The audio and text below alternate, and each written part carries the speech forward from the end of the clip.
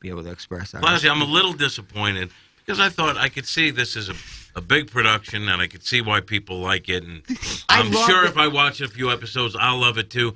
But you're killing this thing. People act beyond like I'm just killing always it. You're negative. not really done with the show, are you? This show is amazing. Like, that's why I'm so upset by it. It's not because I just want to be negative, and I'm not stirring the pot in this scenario. I really love this show, and this episode, it broke my heart how average it was. And I'm sorry, like, for people that thinks, this episode was fantastic. You have your opinion.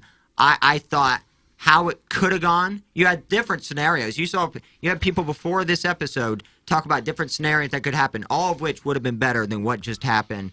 I just could not be more upset. And it's not because I'm a negative Nilly or whatever. It's because I love this show, and I really was super disappointed. Is that why you turn on the Blues? Yeah, I just do that Same thing. because You they turn usually on the win when I Blues. do You that. turn on the Cardinals. I think sometimes you love these things too much, and then it makes you angry and turns you the other way. I can't be on an island of my opinions. There's no way. Like, I know there are people out there that felt like not only was it too dark, Arya, the time frame from where Arya was to where she got to the Night King, the invisibility thing's a new wrinkle, and if that's the case, I might just wipe my hands clean and be done. You will not watch the final 3 episodes. I will, but I'll hate watch the hell out of it. If there is invisibility, which if there is invisibility, come on. That's what I'm saying. Come on. I get the dragons and the faceless creatures, but the fact that Arya could just go invisible and then, like, jump 30 feet in the air. Well, that's a texture. Now, can I ask a serious question, because I don't know, but you guys were talking about a group of people that had some of their personal body parts sliced off. Were they involved in this? The Unsullied, or... Like There's only one group that had the... Yeah, those were the army. Those guys are badass, yeah. But apparently... But they got no stuff. They got no... No naughty bits? They have no balls. They do have the other part. Joe was wrong when he said that last week. The balls are cut off. They're not. Just the nuts were cut off. The guys that were dressed in they were castrated. They still had the other thing. And how the formation was set up before we go to break. I know we're at a hard break at 8:08. How the formations were set up at the very beginning. You could see before the Dothraki. Now you got to stop with that, because you act like you're like a former army colonel. I'm just saying, you had the Dothraki. They ran out. So really, the front line. And it's funny because I always call them Dos Equis. I always call them the Dos Equis. How are they still alive? They're in the front line. And like I said, those White Walkers, widgets, they hit like a Ray Lewis powerhouse sack. I mean, and they had 10,000 Say of them. that again, a Ray Lewis powerhouse sack. And when you're on the front line, you're not surviving. I'm sorry, that's just, you're sacrificing for the betterment of the cause. So if Grey Worm, one of my favorites, if he's still alive, I'm going to scratch my head. And then invisibility. Things that are coming out today that are really disappointing. If you have dragons on your side that can fly around and blow fire, why would you even worry with foot soldiers fighting the war? Why would you just have the dragon do everything? Well, he didn't like the strategy of how the whole thing was set up. That's my point, It was cloudy and icy then. They got caught up in the clouds. They couldn't see. The dragons got caught in the clouds. They couldn't see. This is what we're arguing about. I think that's what it was. It came out of nowhere. But. John and, like, the Mother of Dragons, all they did was, like, bang each other with their eyes the whole time while riding dragons and kind of smiling back and forth at each other while their friends and army are getting absolutely slaughtered. Give me a break. That's leadership? Come on. That's not true. They tried. I agree. Half-ass effort. I agree that there's certain things I wish I would have seen, but I don't think it was a bad episode. It just. Would you consider this a lowbrow breakdown or a highbrow? I find it incredibly entertaining. Yes. Plowhawk's passion. Iggy calling the whites intellect. Well, that's probably true for most things. As I said on Twitter, where else are you going to get a breakdown like this anywhere in the country? Nowhere. Yeah, probably not. Probably not. Doug Bud Light is the official beer of the Ryan Kelly Morning After. Why don't you pour yourself one, and we'll settle in here and enjoy the next 2 hours of the radio program, because we're going to break down a couple episodes of Game of Thrones. Okay. Hey, this is Tim McKernan. I'm here with a great sponsor on TMA, and that is the Longo Biggs Injury Law Firm. But here is the thing. You hear injury law and you go, okay, well, that's all they do. But that is not necessarily the case. Yeah, Tim, we also do workers' compensation cases, and those are obviously cases that comes from someone getting hurt while at work. But these cases are actually kind of tricky because workers' compensation cases are governed by their own set of laws, and they can be difficult to navigate.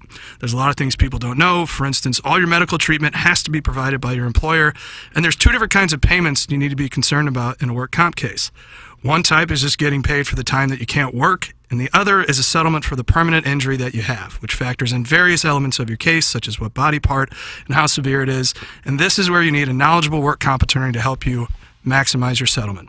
The insurance companies don't negotiate fair in these cases, and don't settle for less if you're hurt at work. Visit our website or Google Longo Biggs Injury Law. The choice of a lawyer is an important decision and should not be based solely upon advertisement. Men, are you suffering from erectile dysfunction or PE? The medical providers at Paramount Men's Medical Center offer breakthrough treatments that eliminate problems in the bedroom without pain or surgery. 98% of men see instant results on their first office visit. Listen to a specialist in men's health. I'm Dr. Simovitz. Paramount Men's Medical Center offers breakthrough medical treatments that eliminate ED and PE. Men are even lasting 90 minutes or longer, regardless of age or medical history. But that's not all. For a limited time only, call Paramount Men's Medical Center now, and your initial consultation and first treatment are completely free. You'll see instant results right in the office. You'll even get a gift that enhances your performance in the bedroom. All this, worth hundreds of dollars, is free if you call now. 314-720-8210.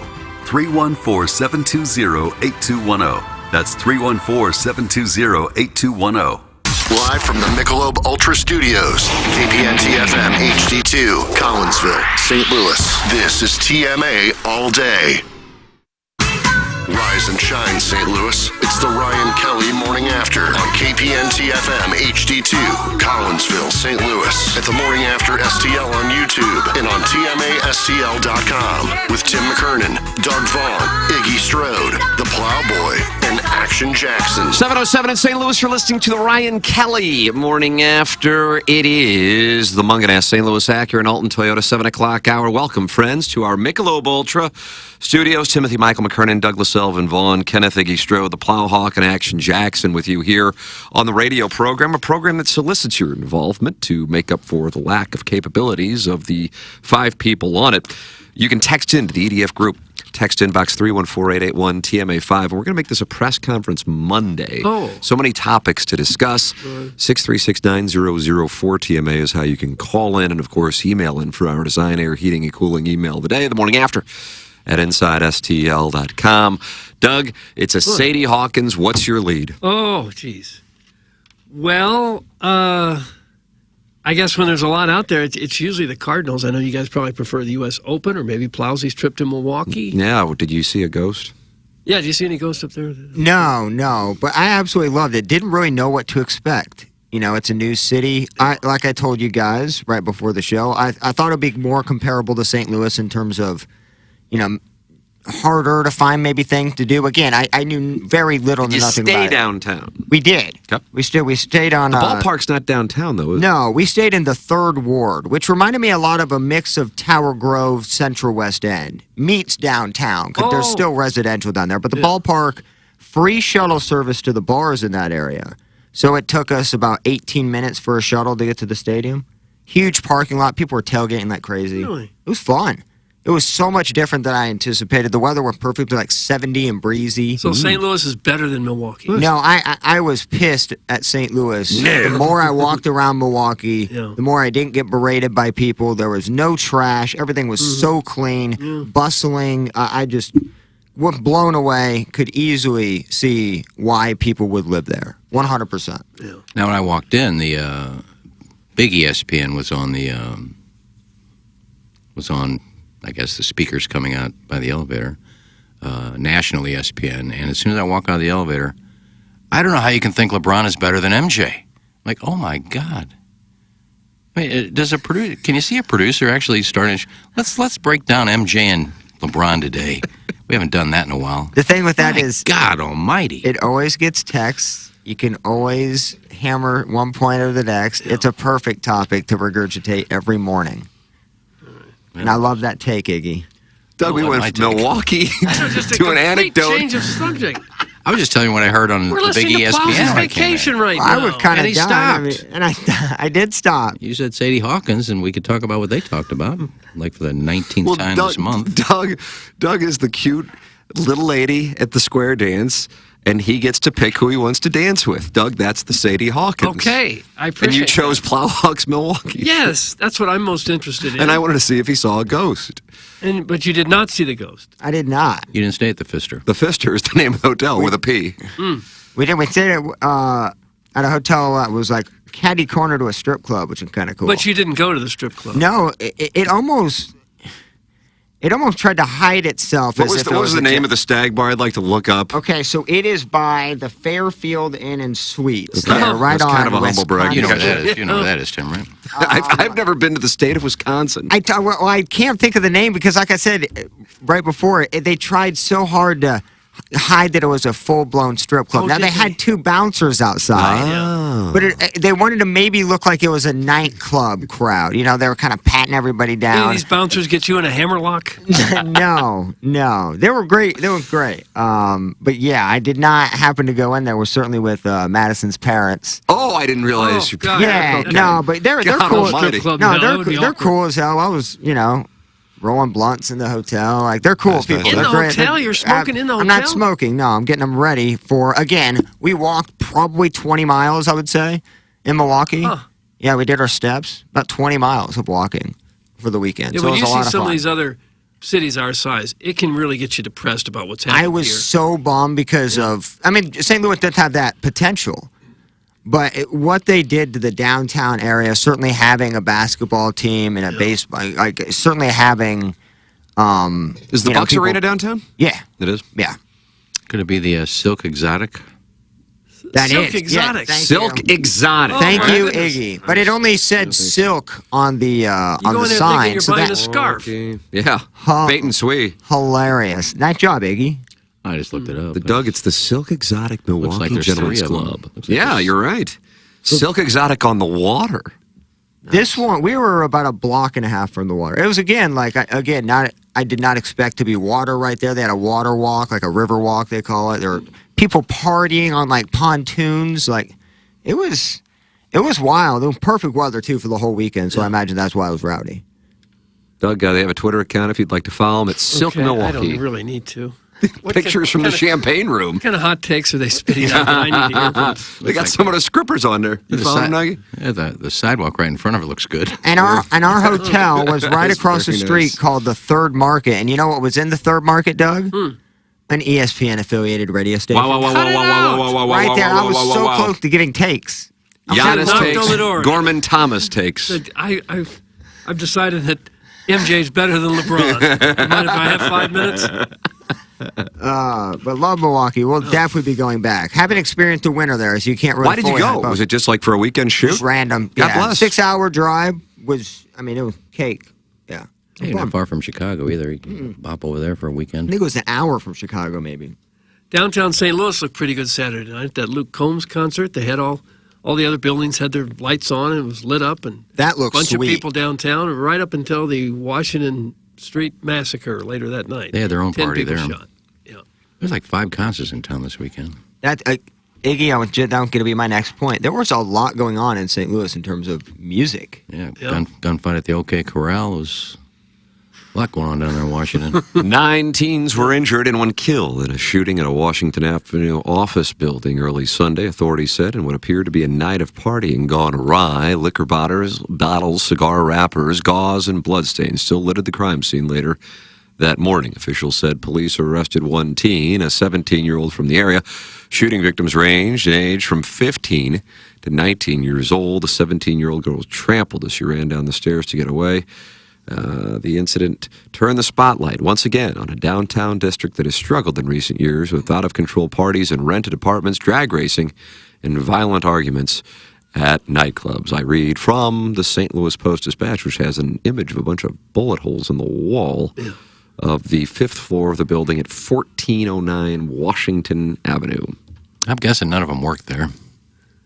They're like early teenagers. Yeah. So But it you looked just like go a to like done up building. Like in terms of the inside, I realize the pictures are an office gruesome, but I'm building. just talking about the office building itself. It didn't look like one of those abandoned buildings that we have littered throughout the city. Right. Why don't they go there? Why don't they have the parties in the abandoned? Maybe the lights don't work. Well, when your parents don't care enough that your 15-year-old daughter, one of them is a 15-year-old girl, I believe, is out at 2 o'clock in the morning partying in an office building, then, you know. That's the problem. The politicians blame gun laws. That's what they put it on. And that's what, like, we were in Milwaukee enjoying ourselves, not getting berated by anybody walking downtown. And you kind of read that and you go, man, we are so far from where we could be. Mm-hmm. Maybe the new regime in terms of, you know, local government, maybe that'll pan out better than what it has in No, the there past. isn't But a new regime. There's a new circuit attorney, but there's not a new regime.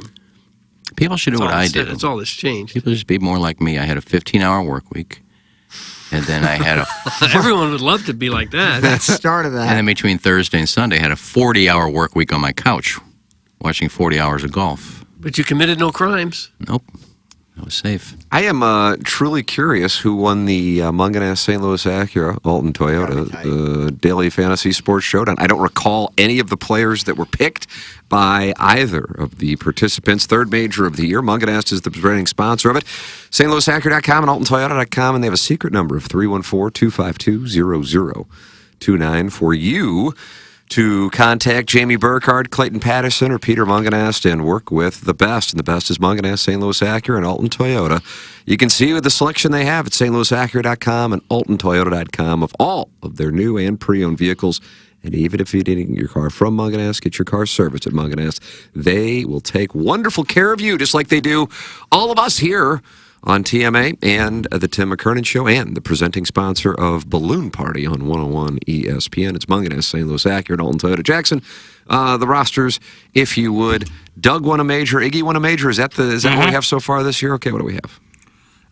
So yesterday you had been rooting, if you were rooting for Doug, you were rooting for Colin Morikawa to sneak in the top 10. He did not. He finished 2 under, and of course you were rooting for Ricky, who folded up a little bit on Sunday. Idiot. Shooting 75 on top of Chuck Hoffman shooting 6 over, and Vic Hovland being even. Norman and Molinari missed the cut. Doug finished with 327. If you were rooting for Iggy yesterday, you were rooting for Xander Schauffele to sneak in the top 10, which he did. Nice. And you were rooting for Wyndham Clark to win the tournament, which of course You had he Wyndham did. Clark. Wyndham Clark? Yeah. You had Wyndham Clark? Yep. I did. Well, Licks knew that. If you see Licks' email he sent last night. Yeah, he had a good Mr. lineup. Licks had another. There was no live event to send in an email. Yeah, if you get a chance, read it. He thanked you for picking Wyndham Clark, because I picked Wyndham Clark's, but he didn't give me credit. He said, "Thank you, Tim, for me winning Heaven's sakes. me winning $868." And I got 2 things I'll say to that. One, if you're as rich as you say you are, why are you bragging about an $800 win? And 2, since everybody asks me to prove everything I talk about, prove it, prove your ticket, let me see pictures, prove it. I want you to send in a screenshot of your DraftKings team that you had that won $868. I'd like to see that. I see the email you're referencing. Yeah, boy, this guy does send in a lot of emails on Sundays. A letter to Tim, but it was sent to everybody. Happy Father's Day, and thank you. I just tied for first in a private fantasy golf league and pocketed a nice $685. And it's all because of a read I picked up from Tim last week. When picking DraftKings teams, Iggy stated that he was picking Wyndham Clark. Tim then said very briefly, "I really like the Wyndham Clark play. I really don't like that Iggy picked him." The conversation moved on, but I noticed it. I took that to mean Tim was potentially heavy on Wyndham, and given that Iggy, who is notoriously bad in general at DraftKings, was either upset that Iggy picked him in general or had the thought that since Iggy typically goes super chalk with his lineups, it meant maybe the public is more on Wyndham Clark than Tim realized. I did not have a good feeling on who to pick in general, so I thought if Tim likes him, I'm picking him. Well, folks, it pays to listen to Tim. You heard it here first. You are the best, Tim. Thank you. Doug, that's from Mr. Licks. Gosh. Now, there is an image attached. I don't know. Oh, this shows Mr. Licks is in first place, tied with a guy named Jay Money. So I don't see his roster, but I see that he's in first place. I have no idea. Yeah, well, anybody could do that. Doug, anybody could do Jay that. Money sounds wealthy to me. Beercat sent me a his roster is at first place, and he had 2 guys miss the cut, so that's not true. But it's not too hard to send. Everybody's taking shrapnel right now. Well, I'm tired of licks. I really am. Wow. Mr. Wealthy is bragging about winning $600. Let him have it. That should Put be it a on drop in the blast. bucket for you. You shouldn't brag about that. Oh. But yes, I had Wyndham Clark. Topic last week for 15 minutes, you talked about the expiration dates of milk and chicken. Yes. As exciting as the emails you send on Sunday evenings at 10 o'clock. Iggy, who else was on the team outside of the champion of the 20? Well, I had Shoffley to start out with a 62 and then did nothing for the next 3 days. Hovland, who really disappointed me. Hovland, I thought he would play much better here. Even par. I also thought that Joaquin Neiman would play well. Did he MC?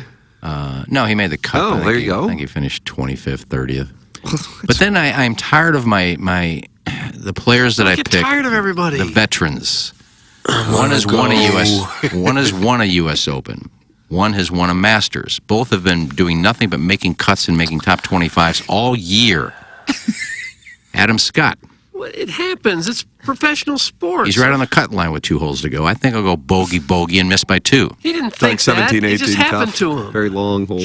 Justin Rose, who had a bad first round of 6 over par, but he got to 4 under for the day with 2 holes to play, was in the cut line. I think I'll go bogey. He didn't think that. Piercy. And missed the He just hit a couple bad shots. He wasn't trying to. So I think I missed, I don't know what game Jackson had me and Doug in. In my game, I was missed cashing by 8 points. And I had 2 guys miss the cut. So I feel horrible for the kids. You picked a winner, but even a blind squirrel and can't last find week I had Tommy Fleetwood lost in a playoff. I think the week before I had the winner. Like this guy's on a heater. I'm on a heater as far as picking the Who the hell winners. knows why? But all I know is the kid won the tournament. He is definitely not. Yes, he did, but keep your mouth closed afterwards when you lay up with a 5-iron. Oh. So I'm guessing it was fairly close. I mean, it was between Fowler and. How in the hell you wouldn't have won? You had to have won. Yeah, I won. You won. But it was close between Fowler. If Fowler would have happened to win and Wyndham finished second or third, then I think Doug. What was the might have final snuck point total, Jackson? Iggy won by like almost 30 points. Yeah. Yeah, so if you switch those around. More than a little 30. bit. Did the children get anything out of it? Yeah, what about the children? Or were they let down again? Not a nickel. Oh, gosh. My game, I missed All this cashing by 8 research? points. 14.5 points you missed, Cat, but that would have just been $7. So Iggy's won Gosh. 2 of 3 majors, and he's dominating now. Wow, Doug, game I of don't know if skill? That's dominant. It's not a game of skill. Just like the guys he picked who fell apart. Was that because you're dumb? No, it just happened. Well, everybody can't make the cut, but they were good Right. picks. Do you think if Doug would have had to play that trash roster that with like this couple 6,100? Remember that? Oh, yeah. Oh, I didn't know my some of those guys. This Norman guy, I still don't know who he is.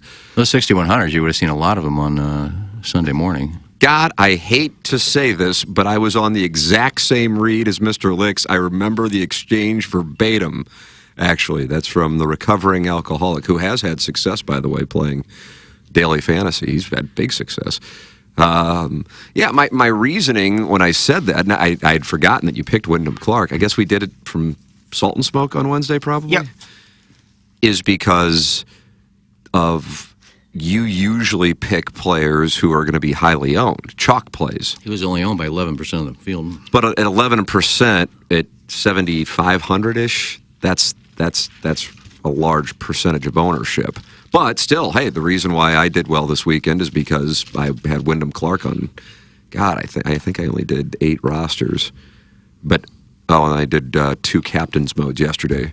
But every roster cashed. Here, you take a gander. Every roster cashed, and that's because of having a core of Wyndham Clark and Ricky Fowler.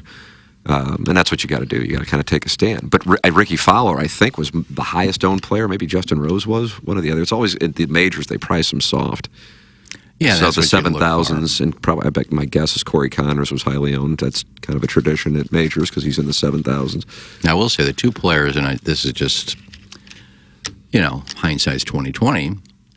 But the 2 players that I switched out before I picked on Wednesday. I had him down there, and I kind of went through it in the morning, and I kind of moved him out.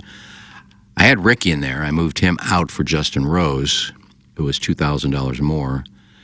And I had Minwoo Lee in there, and I switched him out. And you for think he's Scott. cute, right? Yeah. And I switched him out. Get that off. What's that got to do with it? And his sister, Minji, is adorable. So I switched those 2 guys out, and if I'd have left them in there, that'd have probably been about a $30 payday for me, for the kids. I just feel so bad for the children. But you should stick with what They just want a little something, and The they kid- can't children get want. it. The kids stayed up till like 10:30 at night to watch this thing, and Begging for a putt to go in. I was pulling for a playoff, even though I had Wyndham Clark all over the place, because I wanted NBC and the USGA to be penalized for what was an incredibly irresponsible move of trying to shove golf into the primetime TV slot and risk having these guys decide a U.S. Open in the dark. It happened on Saturday night. Both Ricky Fowler and Wyndham Clark said they couldn't see at the end, and had that gone to a playoff, they would, because they play a 2-hole playoff now at U.S. Opens. It used to be they would play a full 18 the next day. That happened with Tiger Woods and Rocco Mediate in 2008 when Tiger won his last U.S. Open. Yeah, so I like there were some Twitter pictures of, this is why we love Ricky. He's signing autographs well into the night. It's dark outside. Well, it was dark when they finished playing. Right. So it's not like he stayed around till dark. It was dark when he got done with the round. And Ricky is a great guy. I'm just not poo-pooing that he signed autographs, but... Yeah, that I didn't think much of the course.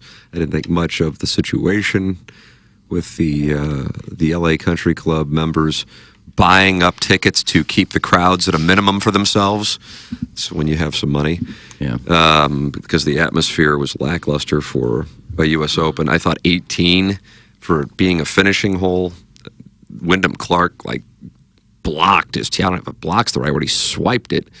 But because they cut the rough down, he could just miss by I don't even know how much he missed his line. I mean, that thing was that looked like a slice, like at the Fan Page Club Championship, and it hit the fairway. So whatever, they were just 3 long holes. There just wasn't much to it. It wasn't. I don't think much of the course. I wouldn't call it a dog track, but dog track. A dog track. Dog track. Just to the east of Santa Monica. sitting on $8 billion parcel. Aesthetically, it looks awful. I mean, not the houses around there, but the course. I mean, with the bunkers look like there's grass growing in them, and it almost looks like they're not raked.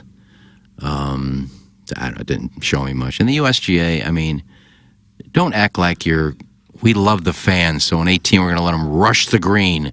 These guys are trying to win a tournament, and it sounded like a rave concert. Oh, nice, a rave. Oh, well. I mean, you couldn't even hear. I mean, the announcers are trying to talk, and Wyndham Clark's trying to line up a 2-putt from 60 feet, and you could just hear people yelling and screaming, and they're like 20 feet from him. But haven't they always done that at the No, US I don't Open? think they've ever done. They do it at the British Open, but I don't think the U.S. Open. They did it because the fans aren't making much noise. We're going to crowd them in here and let people know that they go crazy. I think they do it at the British Open. I think if maybe I'm off the mark. If I don't know, I shouldn't say because I'm not 100% sure, so I don't want to say it. But I agree with you. And had Wyndham, it's so results oriented. But I stand by the fact that the leaders tee off at 4:30 Central Time. That is so risky when your playoff format is a 2-hole. And it's very possible that they go longer than 2 holes. It's just so damn risky. And the fact that on Saturday night they teed off at 5:30 and they didn't get done until they couldn't see the ball. Ricky Fowler missed like a 3-foot putt, and he said he and his caddy couldn't see the break.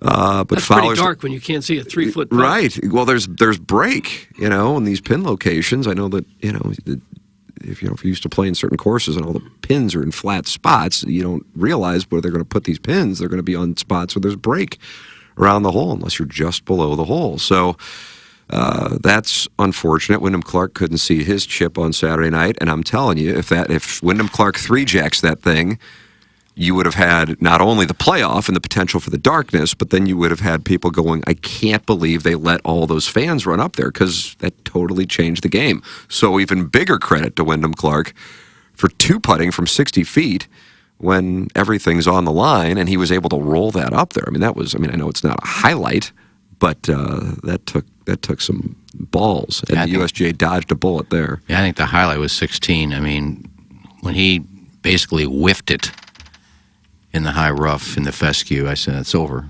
I mean, he's going to triple bogey here. For him to get up and down from basically the same spot he was in for his first shot, that won the tournament, I thought, to make a bogey. You're talking about 8? That was on 16. 16. Was it 16? No. That was 16 he made bogey, but I think he got up and down from the He high did, but rough. he whiffed it on 8. It was a par 5, and he whiffed it. What did he do on 16? Doug, he bogeyed 16. He bogeyed 15 and 16. He bogeyed 16, but I thought it was a great up and down, which I was thinking probably double bogey here. But I know what you're talking about with the whiff. It was on 8. Either way, the point being he did bogey 15 and 16. And 17 was a great up and down from 6. I agree with you there. He nearly holed the chip. Yeah. I mean, he's a great player, but I realize most people have no idea who he is when you have a leaderboard going into the day with Ricky Fowler, one of the most popular players, certainly one of the best players to never win a major. Rory McIlroy, who many people love, other people not so much. So either way, he's got a Q rating. And Scotty Scheffler from tee to green, up there this year with Tiger Woods, tee to green at his peak, but has a putting issue. And kind of lurking, Xander Schauffele, albeit not likely, for Wyndham Clark to win is not what most people wanted. Totally understandable, because you had either Ricky Fowler, you want to see Ricky win, or Rory McIlroy win, or maybe Scotty Scheffler. I don't know how many people are big Scotty Scheffler fans. Respect his talent, but not necessarily. There isn't a lot there personality-wise. And so Wyndham Clark, I think going in, if you would ask people who you wanted to see win, he would have finished last. I think. Nothing against Wyndham Clark, more so as a compliment to the others. But he has been a great player this year. And that's why when you said it on Wednesday, I'm like, oh crap, maybe people are hip to how good he has been, in particular strokes gained approach. But he was top 5 strokes gained tee to green, top 5, I think number 4 strokes gained putting this week. And just, he's ice cold, and he's been working with a sports psychologist to get his mind right over the last 6 to 7 months, and it has played a big role. He said after the round that had he been the guy he was even a year ago in that spot, I believe on 8 that we're talking about, but also he ran into trouble on 15 and 16, bogeying those, that he could have imploded. And he went into it, and he knew that he was going to hear cheers for Ricky and people pulling for Ricky. And his sports psychologist said, every time you hear that, use that as a trigger to your mind to just focus on your goal of winning. You're not against Ricky Fowler. You like Ricky Fowler. That both went to Oklahoma State. He eventually went to Oregon, but he started at Oklahoma State. And how can you not like Ricky Fowler? But use that because you know you're going to hear it to focus on your goal. And he did. So much of it is mental. And unfortunately, on the other side of it with Ricky Fowler, so much of it is mental. Ricky Fowler has been a 54-hole leader or co-leader, I don't know, I'm going to say around 10 times in his career, and he's only closed out, I think, 2 of those.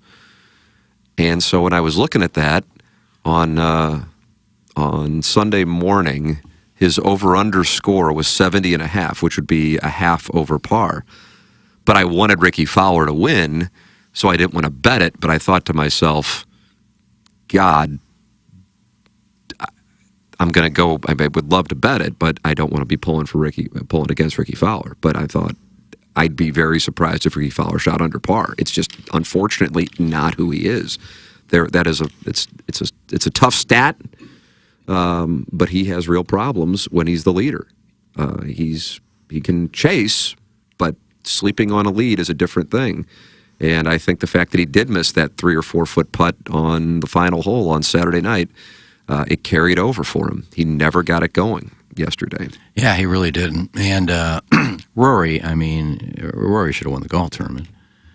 I mean, the last 3 or 4 majors and tournaments that he hasn't closed out, or it's because he was too aggressive. Well, yesterday he played like a wuss. I mean, he birdied the first hole and didn't have another birdie the rest of the day, and 1 bogey on a par 5. He just played conservatively. I mean, most of his putts were from 30, 35 feet, 40 feet. When there was scoring to be had out there were some pretty good scores yesterday.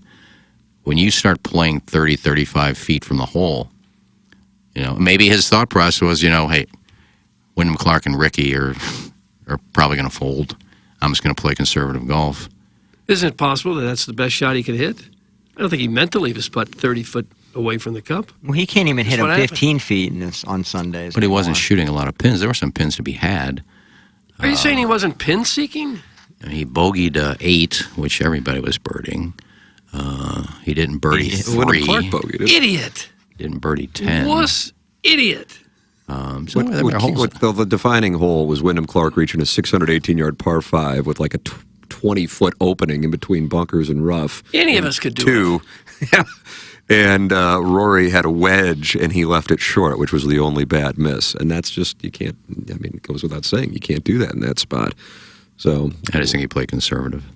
Well, he said going in that he was watching YouTube videos of his previous wins when he was younger and was noticing how conservative and patient, actually not conservative, but patient he would be. And I think that was a strategy. And in a way, it was somewhat similar to St. Andrews last year in that he couldn't make putts. He really only missed one short putt, but he couldn't make opportunities on scoring holes. There are not a lot of them out there on the back nine, so it makes it difficult to charge. You become more hoping that the guy in front of you falters. And Clark did on 15 and 16. But to his credit, he was able to manage that damage on 16, had a great up and down, as you said, on 17, and then 18, it was a great two-putt, but 18, he really, I don't think that was the tee shot he wanted, but there just wasn't much of a challenge there. Skip Berkmeyer is listening to the program this morning. Doug, you know Skip Berkmeyer, second best amateur player in St. Louis. Who was first? Mm-hmm. Oh, God. What? He said, PGA Pro Dan? I think so. No, he got opted in the first round of the fan pen. Well, in that event. Well, that's a Shishawali tournament. Interesting analysis as always, is what Skip says. Doug, that's just so open-ended. Okay.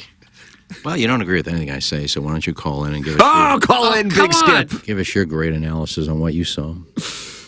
Skip, you're welcome to call in 636-9004-TMA if you'd like to call in. We'll move you to the front of the line. A lot of ladies from Napoli Bottle Service are on hold. Yeah, I made one birdie, first hole of the day, and didn't make any bogeys. Who are we talking about?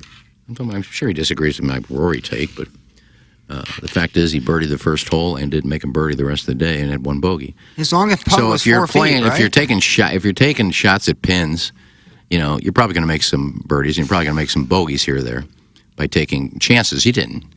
He had 16 Maybe he took pars. shots at pins, but just didn't hit it as close as he wanted to. Isn't that what happens to everybody else? Well, he's a good enough golfer, Doug, where if he shoots at a few pins, he's probably going to hit a few. Close. The fact is he has 16 pars. You know. I think Rory's over the hill, man. I don't think he's over the hill. It's just... You don't think with his approach shots he was going for the pin? No. Why wouldn't he? Well, ask him. I don't know. Rory McIlroy will join us at 8. Maybe Rory he will follow Gabe. Maybe he's That'd listening. be funny. Because he had Rory on and Gabe Because went that's where they long. wound up. I mean, that's what he was trying to do, exactly. Rory, you're on hold. Hold on. We're talking to Gabe. We'll be back in a minute because they signed a 2-star. Oh, God. Engineered Design Facilities moving forward as the EDF Group, the most experienced data center and critical facility service provider in the St. Louis market. Check out the newly revamped website, theedfgroup.com, and take a look at each of the 3 divisions they have to offer. EDF Group is your one throat to choke for all your critical facilities, data center, commercial, fire alarm, and electrical and IT infrastructure needs. To contact the EDF Group, email fire at theedfgroup.com. Experience the EDF Group difference and learn more at theedfgroup.com. Doug, you are getting her next week, aren't you? Her as in hair? That's right. Well, I hope so, yeah. I'm going to St. Louis Hair Restoration a week from Wednesday. What? Yeah. I can't wait to see what's doing. That'll be interesting. Dr. Polenga and the founder of St. Louis Hair Restoration, Greg Kryling, are both patients of their own product. That tells you how much they believe in it. Dr. Polenga has worked on some big-name people in Nashville, some big country music people. He can't name any names, but Garth he says Brooks. Really, I don't know, but he's worked on a lot of them when he worked down there. Hair restoration is all they do, and they do it at the very highest level. Even the team of technicians on their staff average 15 years of experience. You need to go to their website, stlouishairrestoration.com. Look at some of the before and after pictures, and you will be amazed at the work that they are doing at St. Louis Hair Restoration. If your hairline is bothering you, if it's left you with less confidence than you want to have in social situations, what are you waiting for? Go ahead and do this. Almost everyone who does it says, geez, I wish I'd done that 5 or 10 years ago. So they're going to do it to me, and we're going to see. And Jackson's going to get some treatment too, aren't you, Jackson? Yeah, they got me on the finasteride right now. Bill. They got me on this finasteride, which helps stop any hair loss. That's the idea behind it. And then this laser cap that I put on for 6 minutes a night. And what that does is helps the blood flow to the head. It helps charge up that regrowth. So we're going to do this for about a year or so, see what progress is made, and then possibly do something similar to Doug, that FUE procedure. That's what I'm hoping for. Yeah. We're all going to have full heads of hair on this show Well, soon. Two of us will.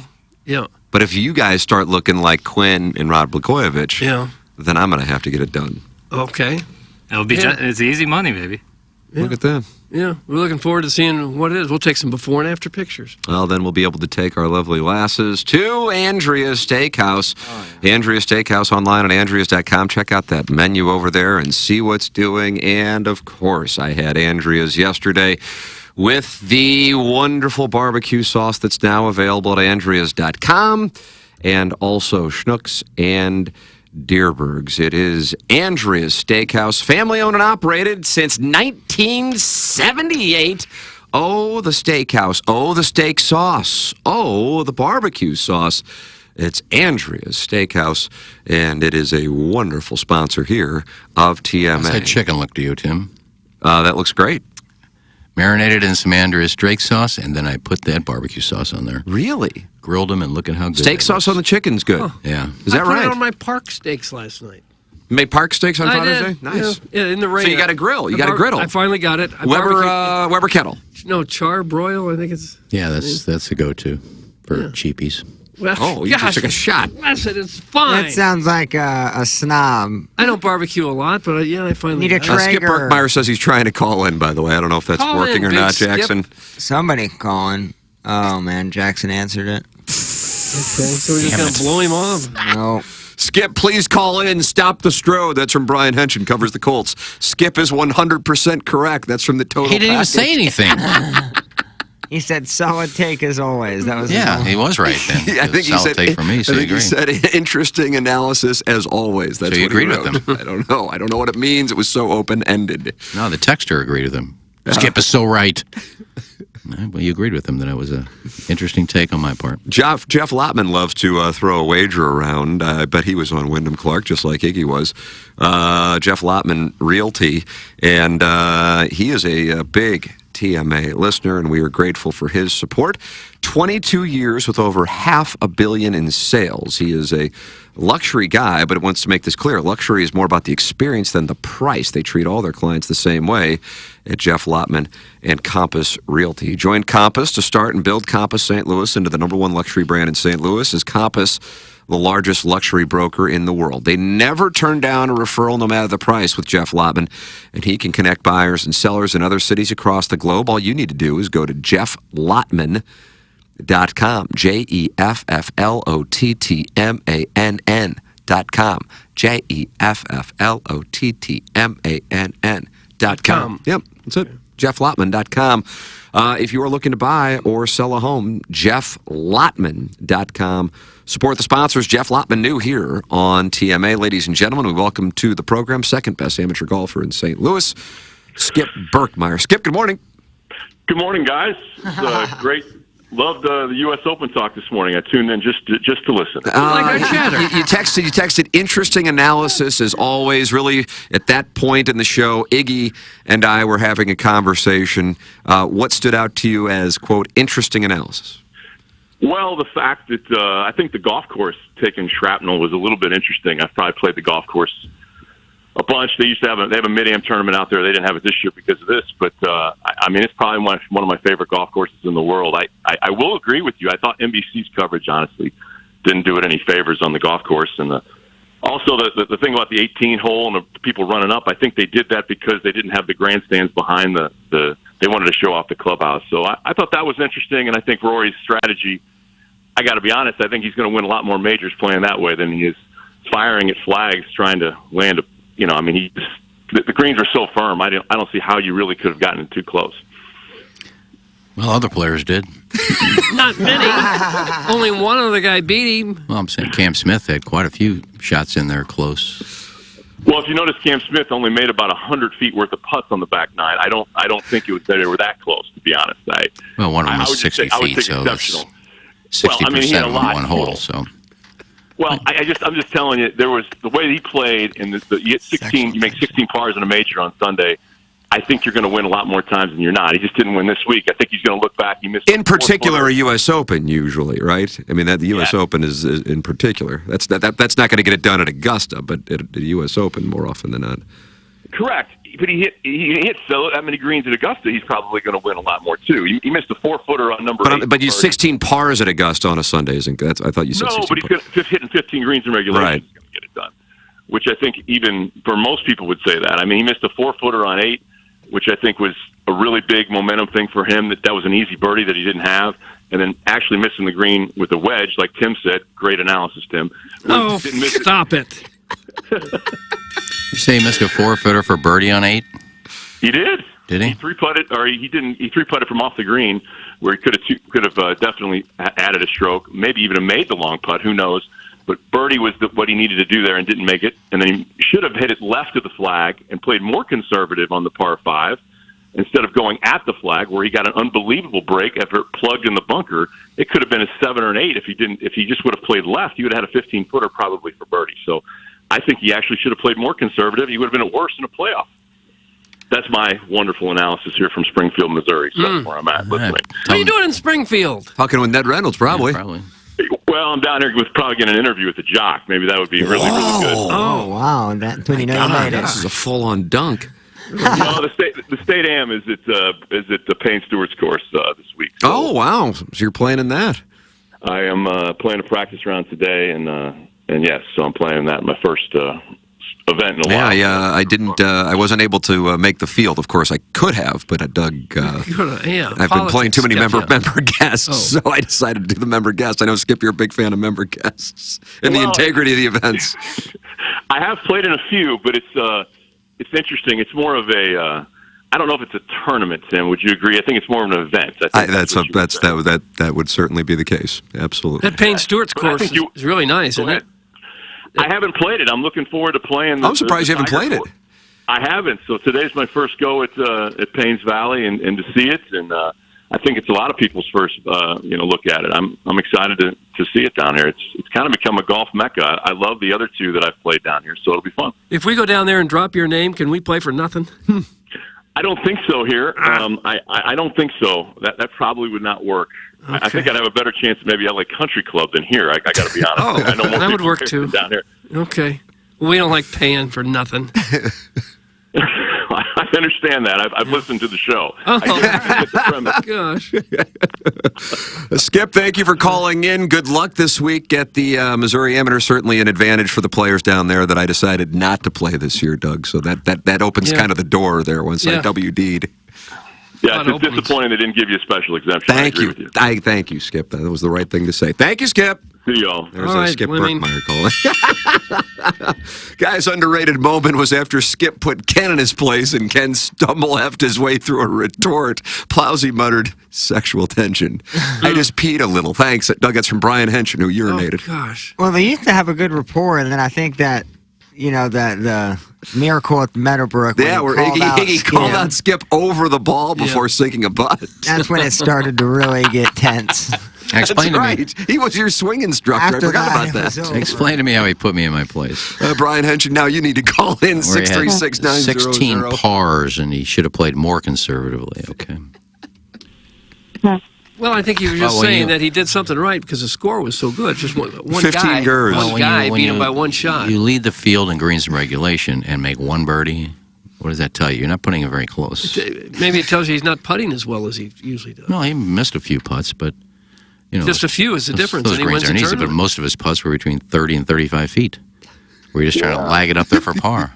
Well, not going to make many birdies from 35, 40 feet. Isn't it possible that those were the best shots he could make? Well, he's not very good. What do you mean he's not very good? If that's the closest he could put on every hole is 35, 40 feet. That's just playing conservatively. Well, or else he's just not on his A game. He's just not, with his approach shots, he's just not hitting them exactly where he wants to. I think he hit him exactly where he wanted to. He just didn't want to go at pins and take chances, and that's fine. I'm probably, if I was in the same boat, Wyndham Clark's going to fold, and he didn't. So he had a game plan and he missed.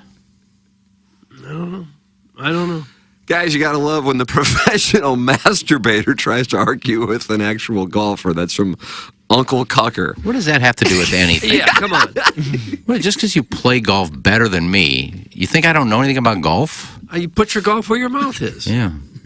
So just don't. It's like you can't talk about baseball. You never played the game. Skip, go ahead, Plowhog. What do we have? What can play? I don't know why. Skip is still listening. I remember what I said then. It's about bogey avoidance, not trying to make tons of birdies. Ricky had the most birdies, and he didn't win the tournament. I didn't say it well enough when I called in. That's from Skip Berkmeyer, still listening as he gets ready to. That's fine, but look at what people were shooting on the front side. Doug, what were they shooting? Well, I'm trying to think of guys that shot 5 under on the front. Could it be those holes 4 are on the easier? front, 3 on the front? I mean, they're easy holes on the front side. It's 2 strokes different between the front, and they made 1 birdie on the par 5. That's it. I'll give a take. I was bored as hell watching this. Were you? I thought you were driving home from Milwaukee. No, what's funny was we left Milwaukee at noon, and I was able to catch like the last 11 holes. No. I'm not kidding. I got So home it at 6:30, and it all was. day long on TV. So I watch it. I just, I like having Rory and Wyndham Clark there neck and neck, but nobody wanted to make putts. And to me, Doug, I think you brought it up a few years ago. Nobody wanted to make putts. Look, Scotty Scheffler wanted to make some putts. I mean, that dude has a problem. But nonetheless, Doug, you said this a few years ago. Finished third. Golf is so good now with the equipment and how people are. It's a putting competition, and now it's. Is one guy going to make 2 15-footers on on their round to win it, as opposed to. And I think the golf course tried to make it difficult in the rough, and they did, but I just, nobody was, keeping pace, and Wyndham Clark played great, but I just wanted to see a little bit more spice. I think there's too many generic players and not a lot of guys that stepped up on Sunday. I liked Rory, but again, I think I'm with Iggy. I think he played way too conservative. 15 gers, Doug. I guess that was the strategy. Okay. He, 15 out of 18 gers at a U.S. Open, usually. It's the lowest score to not ever win a U.S. Open. How about that? Yeah, usually those are the hardest courses they play all year. Yeah, but you had some low numbers. Tommy Fleet went low yesterday when things were a little different. He probably teed off 5 hours before those boys did. Your thoughts are welcome. 314-881-TMA5. That is how you can text in. You can email in for our Design Air Heating and Cooling. Email the day, the morning after, at InsideSTL.com. And, of course, call in like Skip Berkmeyer did. Brian Henson says he's trying to. Block him. Jackson, is Brian Henson trying to call in? I doubt it. I haven't seen anything yet, but I'll keep my eyes peeled. Maybe Dennis Charles Upholstery can call in. What? I'd love to talk to this dick. Well, what are you talking about now? Dennis Charles Upholstery. Every day. Is that a business? Is this a sponsor? Not anymore, baby. Yeah, they're gone. No, that's when I got punched in the face at McDonald's, and I was in Dennis Charles' car bleeding all over.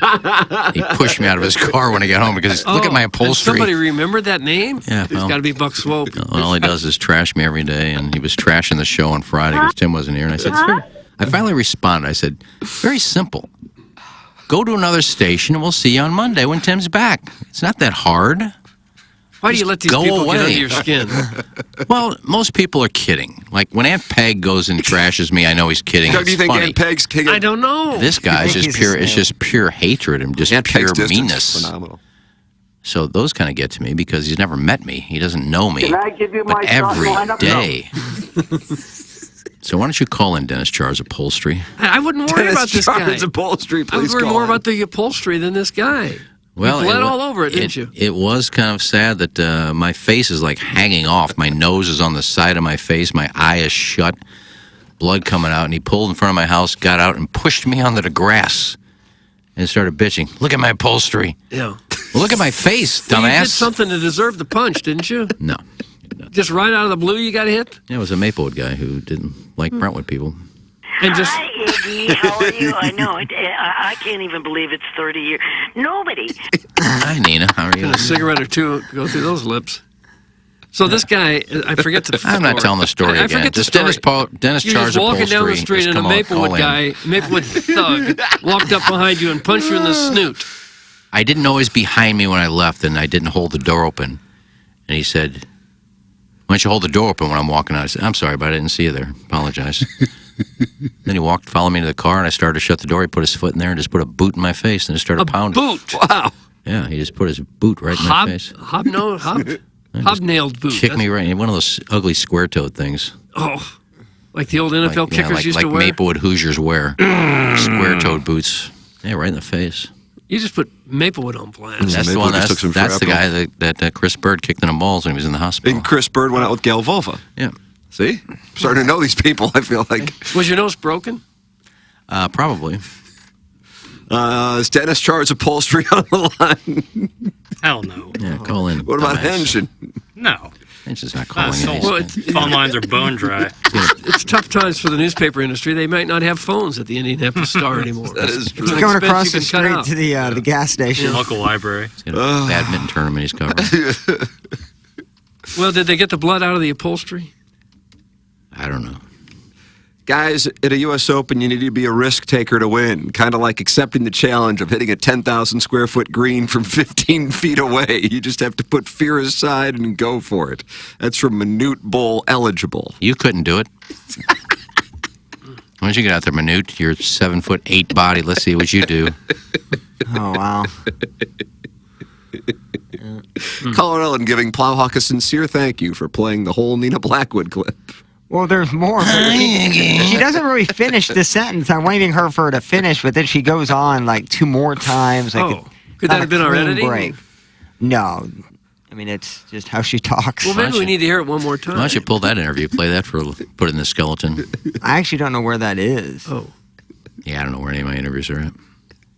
But that doesn't mean they're not good. It just means we can't find those just yet.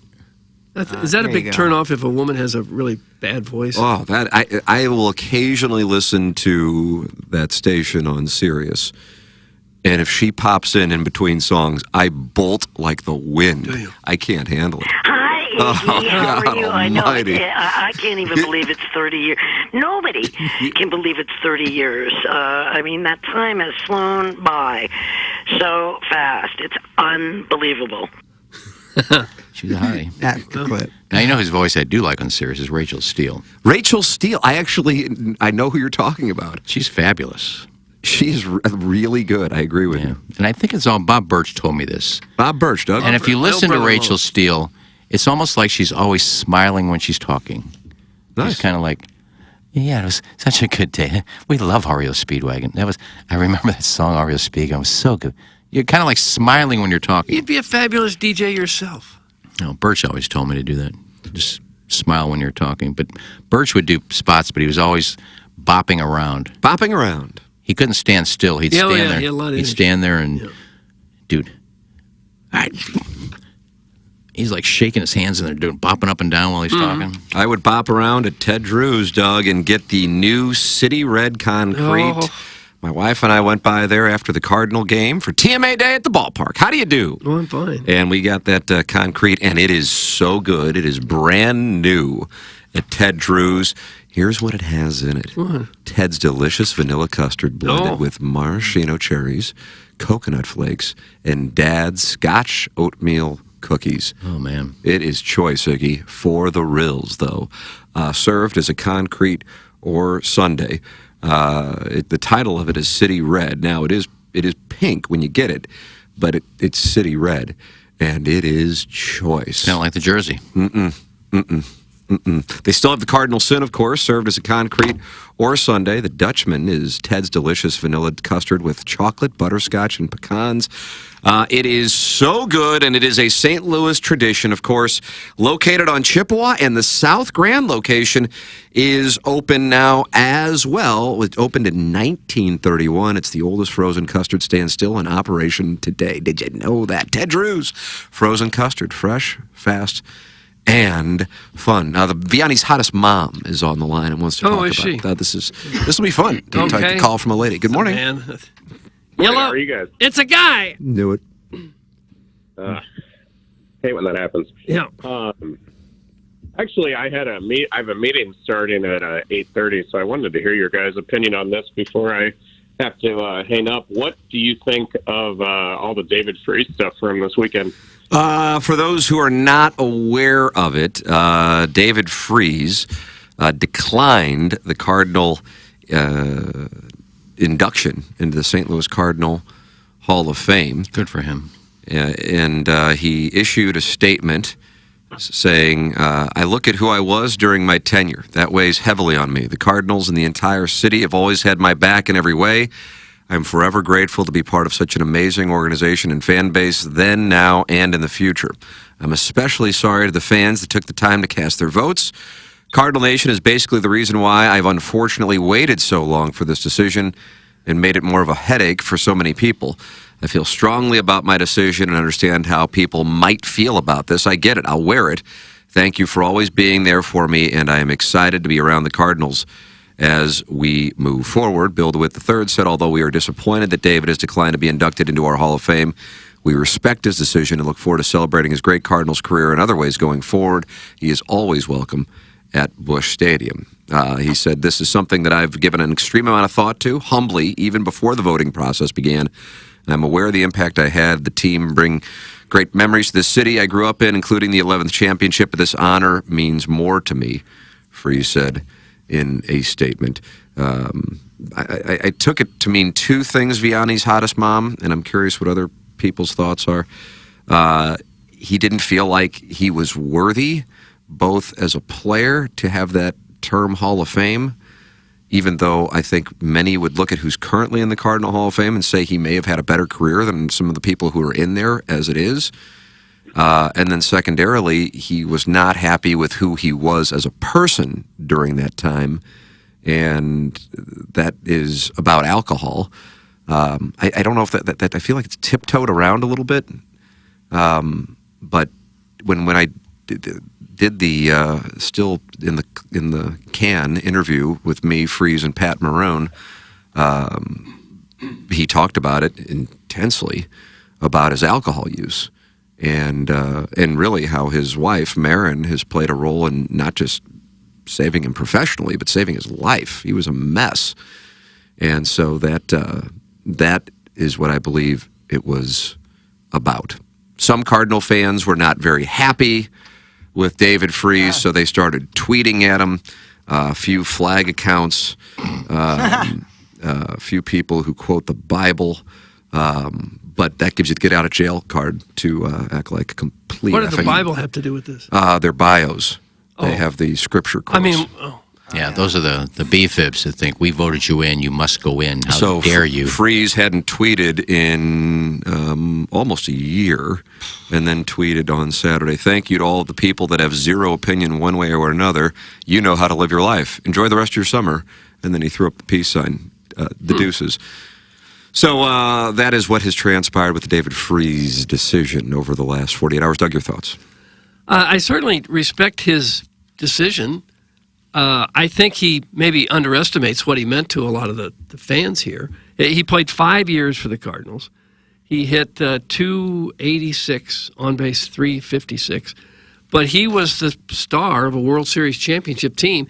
And as a local guy, I think he was beloved by a huge chunk of the fan base. I think maybe he underestimates how much he is loved by Cardinal fans. Now, if he doesn't think he's worthy of going in, then, you know, that's his call. I think he was a better player than Jose Aquindo, who's going in. I don't know about Max Lanier, a little before my time to be a judge there. But I think Freese had a bigger impact than probably what he believes. He's such a humble guy, great guy, fantastic guy. Agreed. That I think maybe his humbleness, his humility is what is guiding him here. Because I think that based on what he did in the short time that he was here, I think that a lot of people wanted to see him as a Hall of Famer. Well, I think he knows how much the fans love him. That's why he was voted in. But I think he also thinks, I'm going to be standing up there with guys like not Bob Gibson anymore, but Ozzie Smith and their Bob Gibson and their Lou Brock and their those guys in the red coats. He doesn't think he's even close to being that type of player. But there's a lot of guys in there that aren't that type of player. I just think that he would have been embarrassed standing up there with a red coat on with all these Hall of Famers. I said this because I'm not from St. Louis, so when I first came here, I thought they gave the Red Jackets, like, not every year, you know, they don't do a voting, but just someone who, you know, is, you know, one of the great Cardinals. So I thought that was the case. Now that they give them out every year, it's a joke. Like, they should just stop with the giving 1 or 2 or 3 out and having to have one given out every year. But I also think this is super weird that he would just not accept it. And I get the reasoning for it. I just think in a PR sense, you had to have known this was not going to go over well with a fan base that is currently now, last in the NL. Certainly not having a great year, and we kind of wanted something, wanted a win, and we have a former player denying a red jacket and being in the Hall of Fame. I think it's just overall weird. Where's he living now? Austin? Yeah. Man, maybe he didn't want to come back every time there's an event. I doubt that. I don't think there was anybody who was saying, gosh, I can't believe David Freese is going in as a red jacket Cardinal Hall of Famer.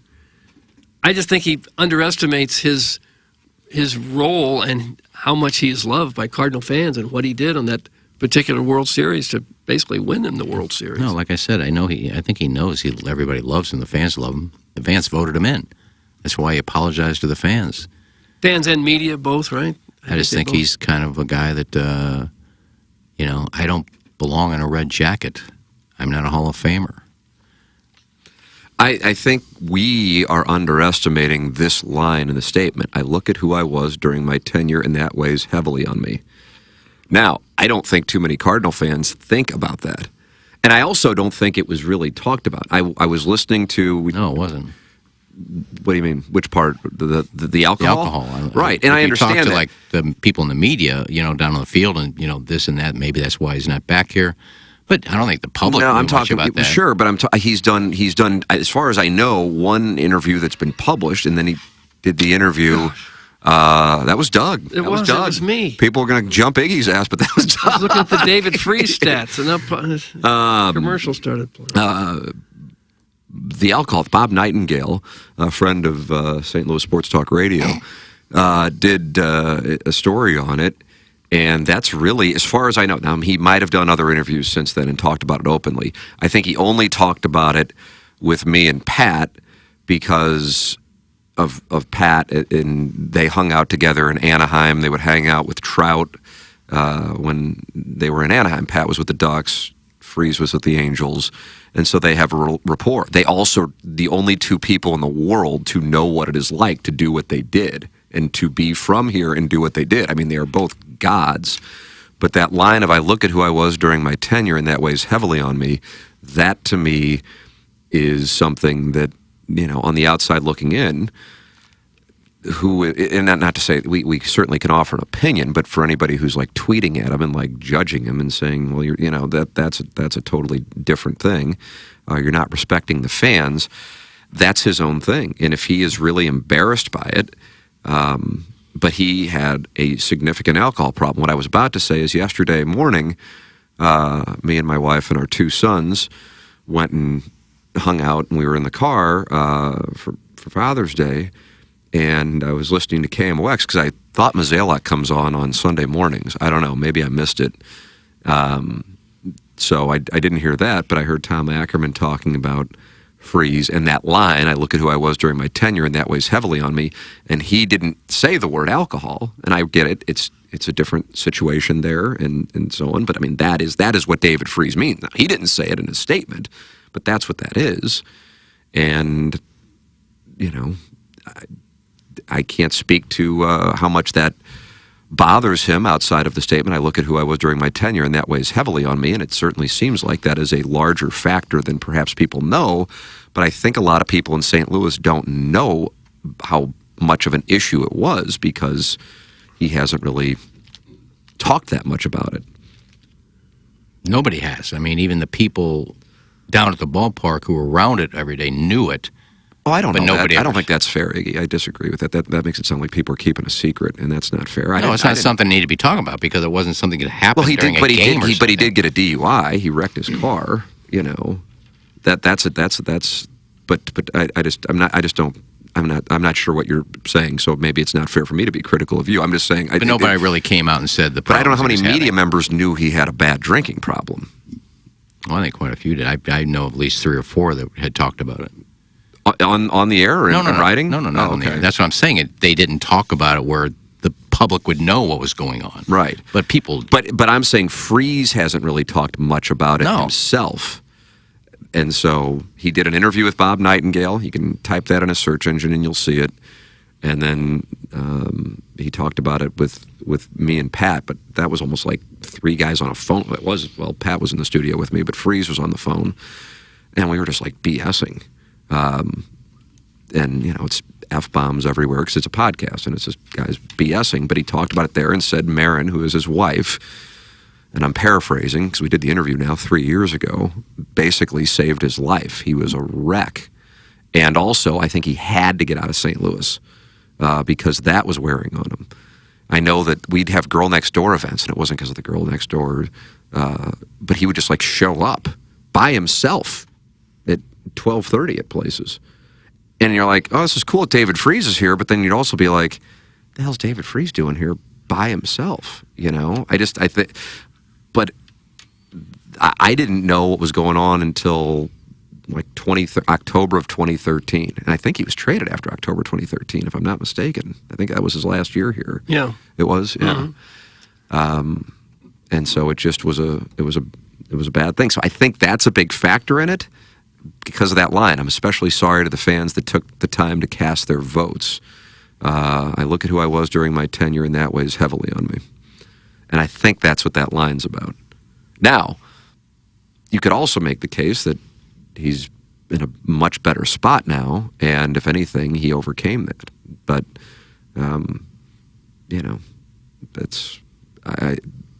I know a lot of people are surprised by it at the very least, and a lot of people think it's strange and or disappointing. So, but it's kind of unprecedented. I don't know of another situation where somebody was voted into the Hall of Fame and they said, "No thanks, I don't deserve it, or I don't want it, or I'm uncomfortable with it." I don't know of any other situation like that. Maybe it's happened somewhere. Declining a Hall of Fame? Yeah. I think Kurt Schilling said, if you put me in, I'm not going in, so don't vote for me. Remember, Harry Carson of the Giants said that to the Pro Football Hall of Fame, but then later accepted it, if I'm not mistaken. Well, there have been plenty of other players who put together better numbers than Freese over a longer period of time. And there have been others who partied their way right out of town. I mean, Keith Hernandez got shipped to the Mets because of that.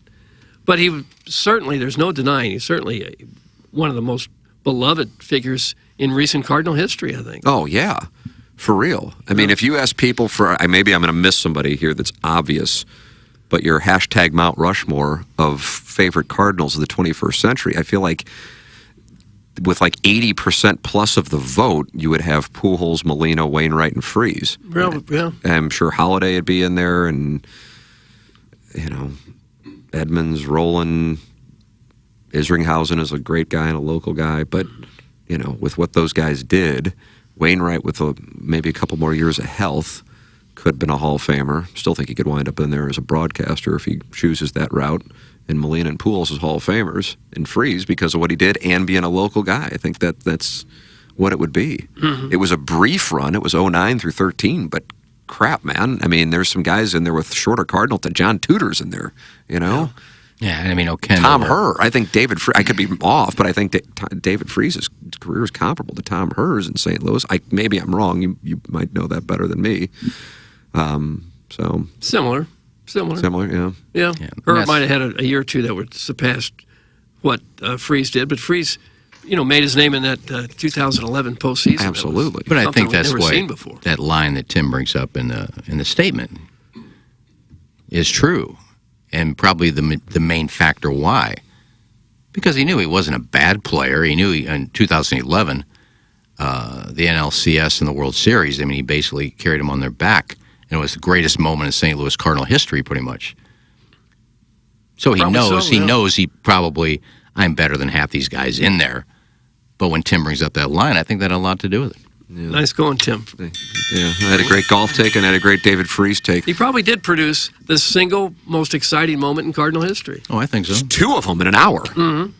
And in that interview, he said he actually, and I was surprised he actually opined on it, but I thought that the triple was, as far as your rush of dopamine, because you're going from the darkness of here's the last strike of the World Series, how's it going to end, to the euphoria of you just tied the game, then you're down again after the Hamilton home run, and then you get to the 11th.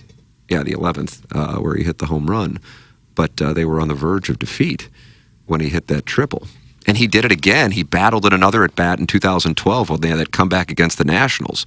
That's just who he is. That's what we were talking about, psychology, sports psychology.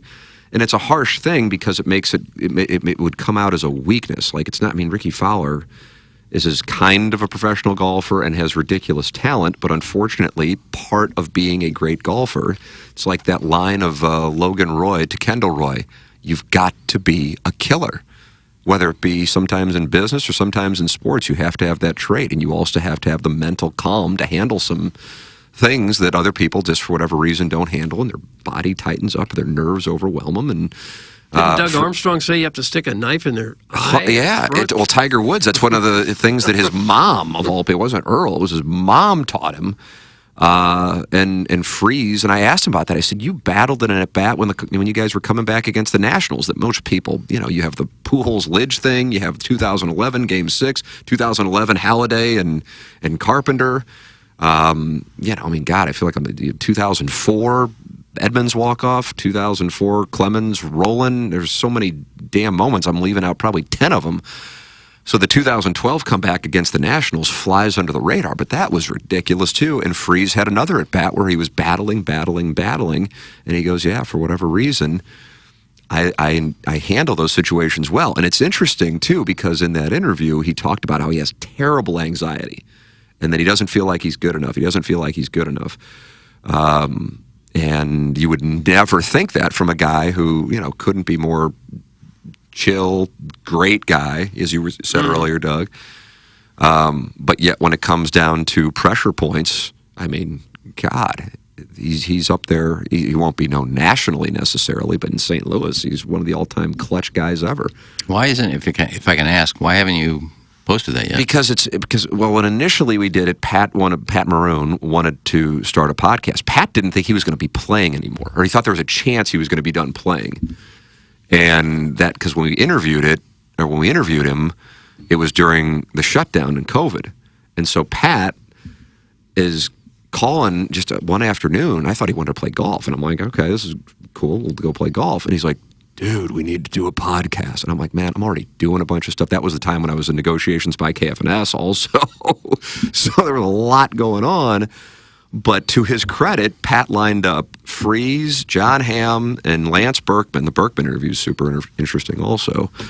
And then was working on Dustin Johnson, too, because he's friends with Dustin Johnson through Gretzky, Ty Gretzky, I believe it is.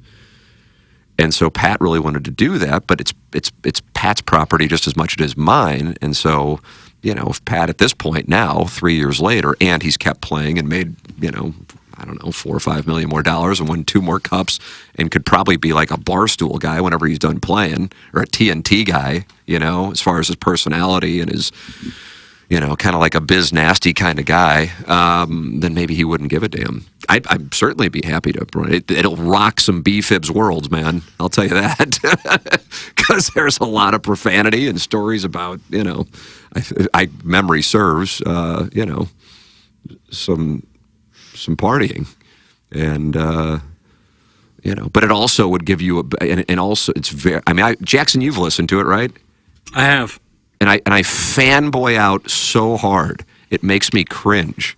I listened to it, and but I'm like, I've never heard him talk about it, and he's open to talking about it. He just didn't want to talk about it. I thought he was going to write a book. That's another thing. And I don't know if that's still going to happen or not, because his life story is certainly interesting, but interesting, such a terrible word. It's got a lot of ups and downs and some secrets. I thought compelling. Compelling is perfect, and it's stuff that like Ankiel's crap from when baseball played out in front of the world. But a lot of Ankiel's crap, I think, was sports child psychology in a sense, with what he grew up around, with his dad going to jail. Freeze's stuff was going on in St. Louis, but it was kind of behind closed doors, and and he. What he left? He stopped playing baseball for a while, if I'm not mistaken. In his college years. Right. Went to Merrimack, then went to South Alabama, and then became a god in his hometown. But he's, Pat and him have that same life experience, but I don't think they have the same personalities. I think Pat is more of an extrovert and comfortable with it, whereas Freeze is very introverted. I don't know if he's very introverted. That wouldn't be fair, but I think he's more introverted, and he thinks a lot, and I think it kind of tortures him. And so I think that is the byproduct or this decision is the byproduct of that. Something that most people probably thought nothing of. Of course, David Freese is a Cardinal Hall. Didn't you think that when he was? I mean, especially when you look at some of the guys who are already in there. Well, of course, David Freese is a Cardinal Hall of Famer. Mm-hmm. But then you sit there and you think about it, and you're like, man, I had a terrible alcohol problem. I'm embarrassed by that. Maybe there were some things that happened that we know nothing about with the alcohol. And then I look at some of the guys in there, and I wasn't worthy. I'm not worthy of that.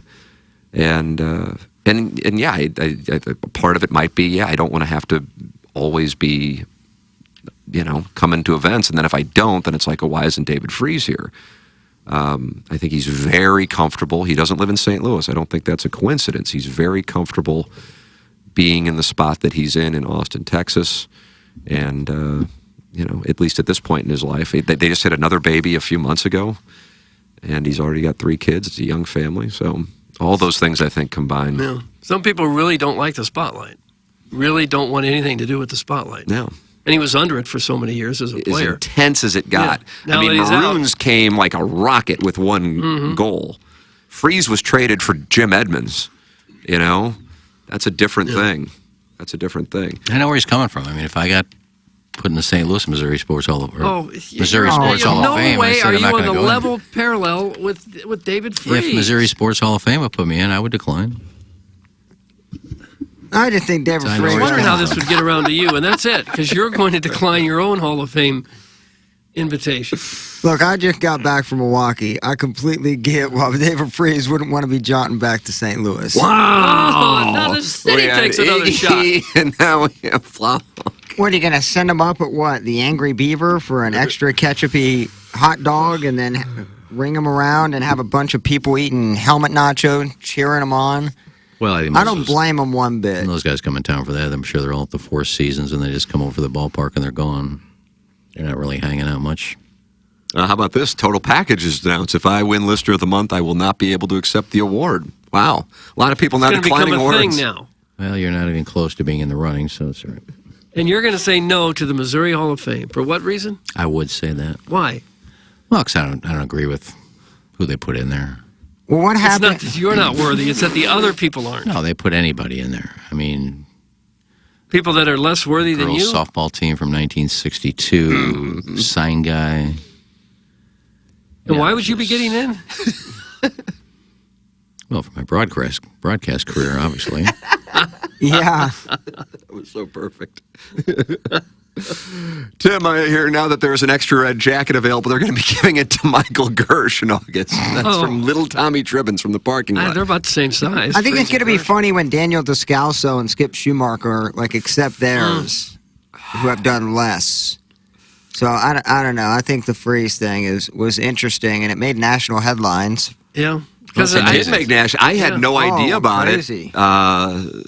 I was out all day Saturday, and then I saw something on the front page of ESPN.com when I got home, and I'm go Freese. That's how many Freeses are there spelling that name? And I'm like, that's David Freese? And I click on it. Holy crap. Yeah. And I figured that probably was a hotbed of activity on Cardinal social media. It's not a national story. But I suppose if you don't know the whole story, you might think it's a big slap in the face to the Cardinal organization. If you haven't followed the story.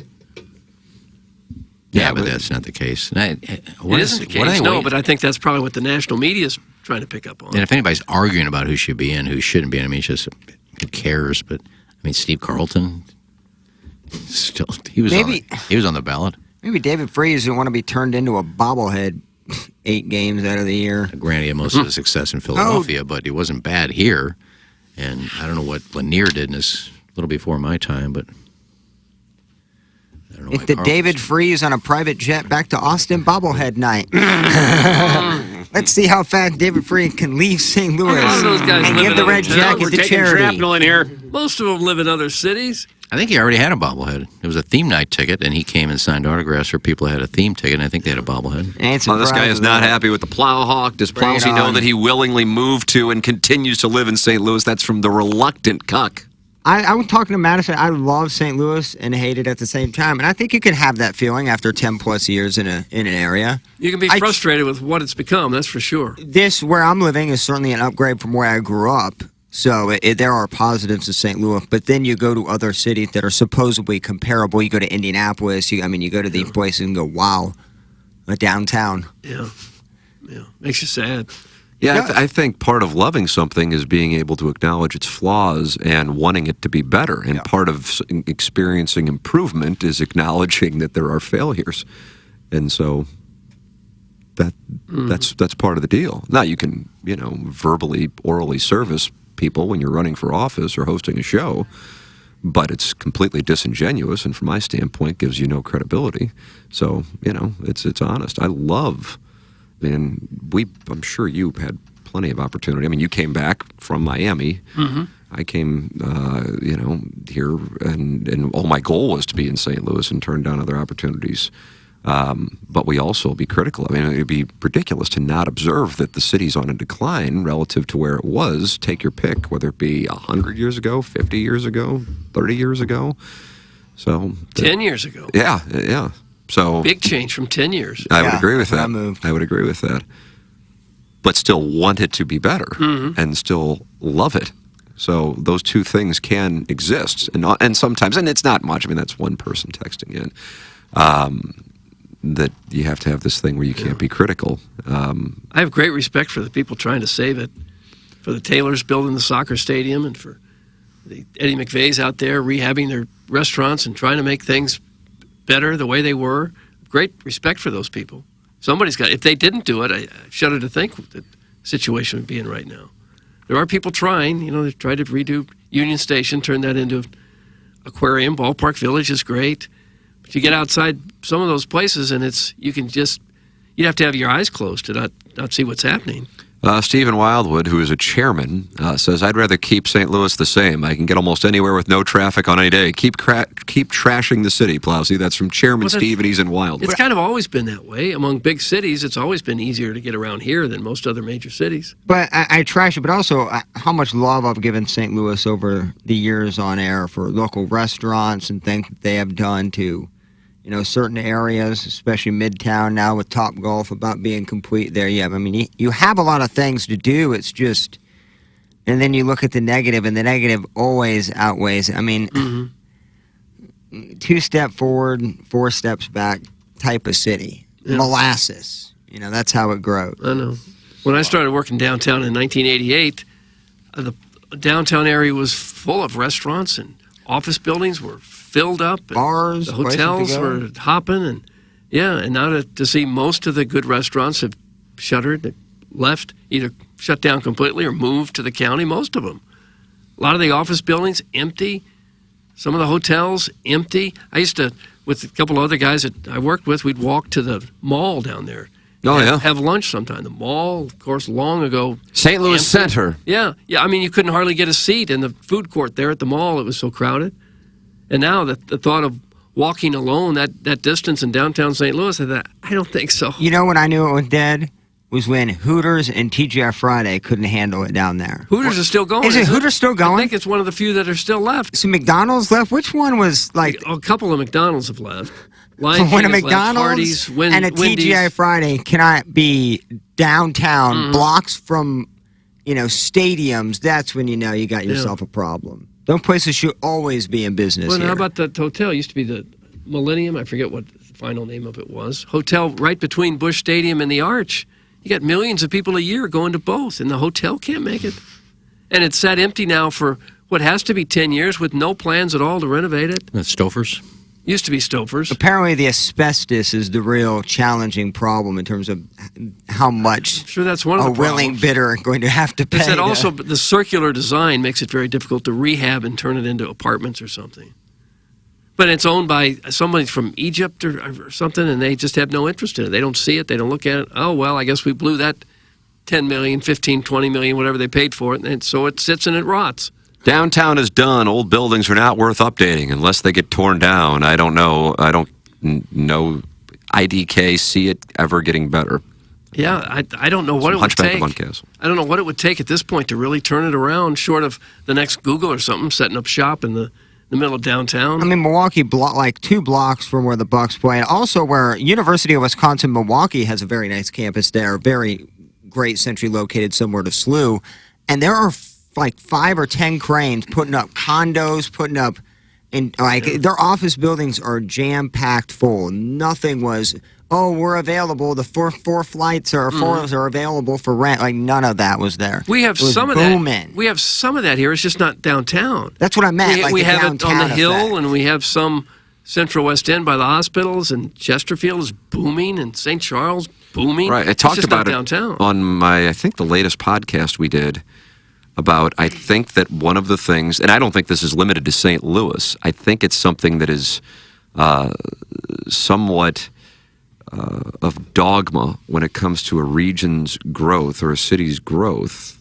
or its stagnation, is you have to have a thriving downtown. And I just am not sure that that's the case. I'm certainly not digging in on the take. I'm just not sure that that is the case. You got to hope not. Yeah, and I feel like it's like, okay, the ship sailed. You know, I mean, you've been to Phoenix, right? Mm-hmm. I mean, Phoenix is not known for downtown Phoenix, No. and we've stayed down there when we were covering Cardinals and Diamondbacks, I guess, in the playoffs.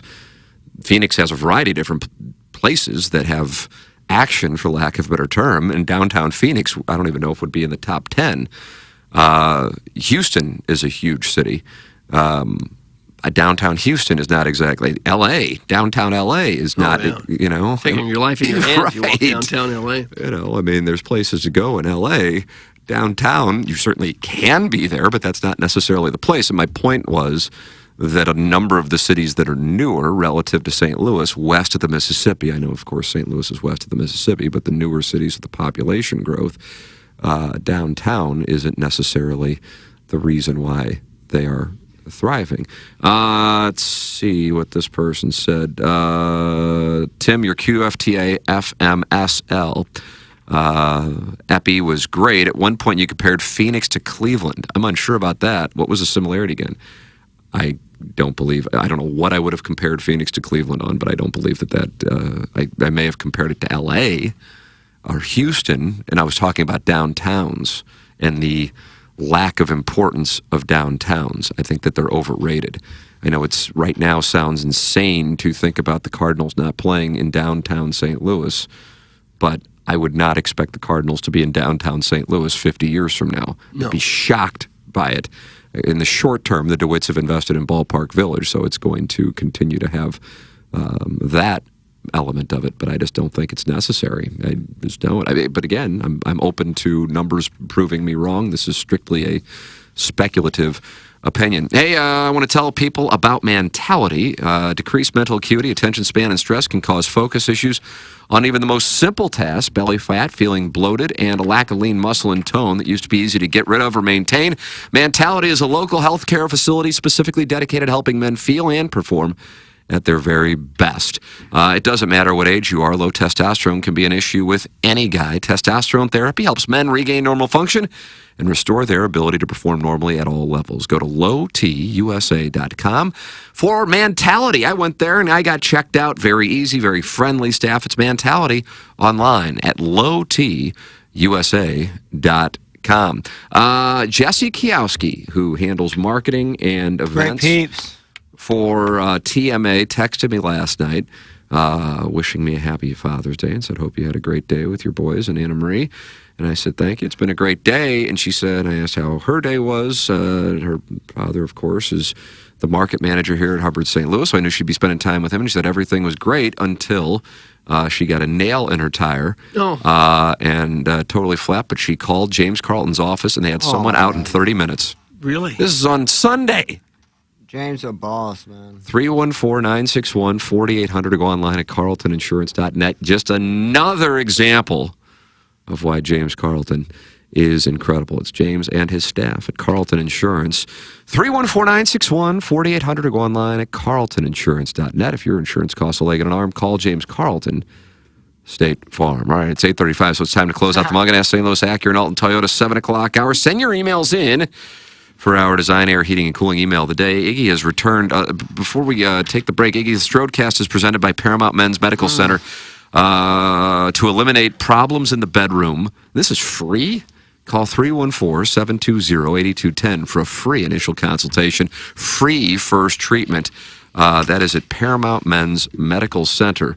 And you get a free gift, too. 314-720-8210. Iggy, it was cloudy earlier this morning and rainy yesterday, but the forecast this week, it looks like what I would call the bee's knees. Oh.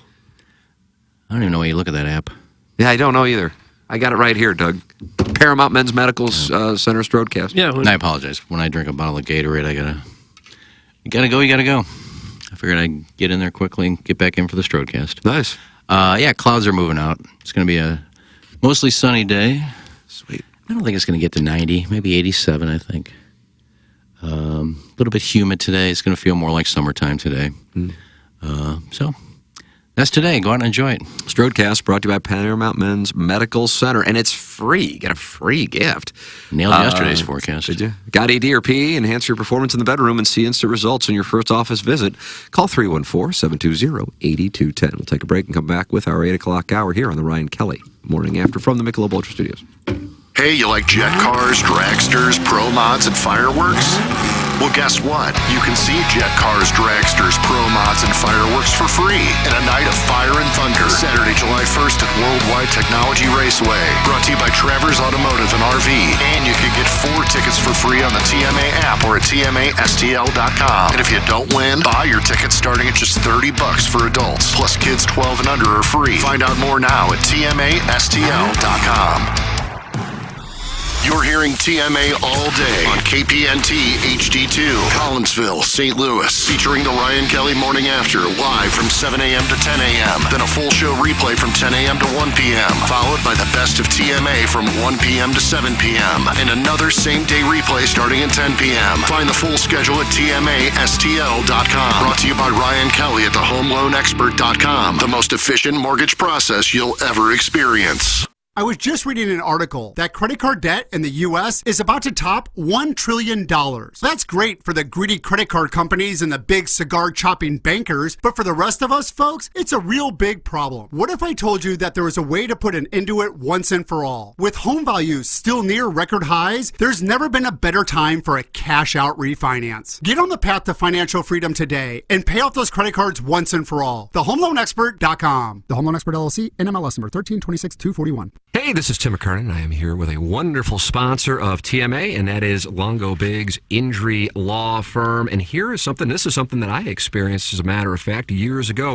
If you get a call from an insurance agency, if you were in an accident, they are not necessarily working on your side. Isn't that right? Yeah, Tim. I mean, in almost every case, there's going to be an insurance company involved. You know, they typically insure whoever caused the injuries to you by the person or the business that caused it. And unfortunately, from the moment your case begins, the insurance company is actually working against you, trying to minimize their payout. You might get a call from like somebody who seems like to be a really nice person who's just trying to see how you're doing, but their goal is actually to get some information out of you to turn around and use it later to show that you're not as hurt as you actually are.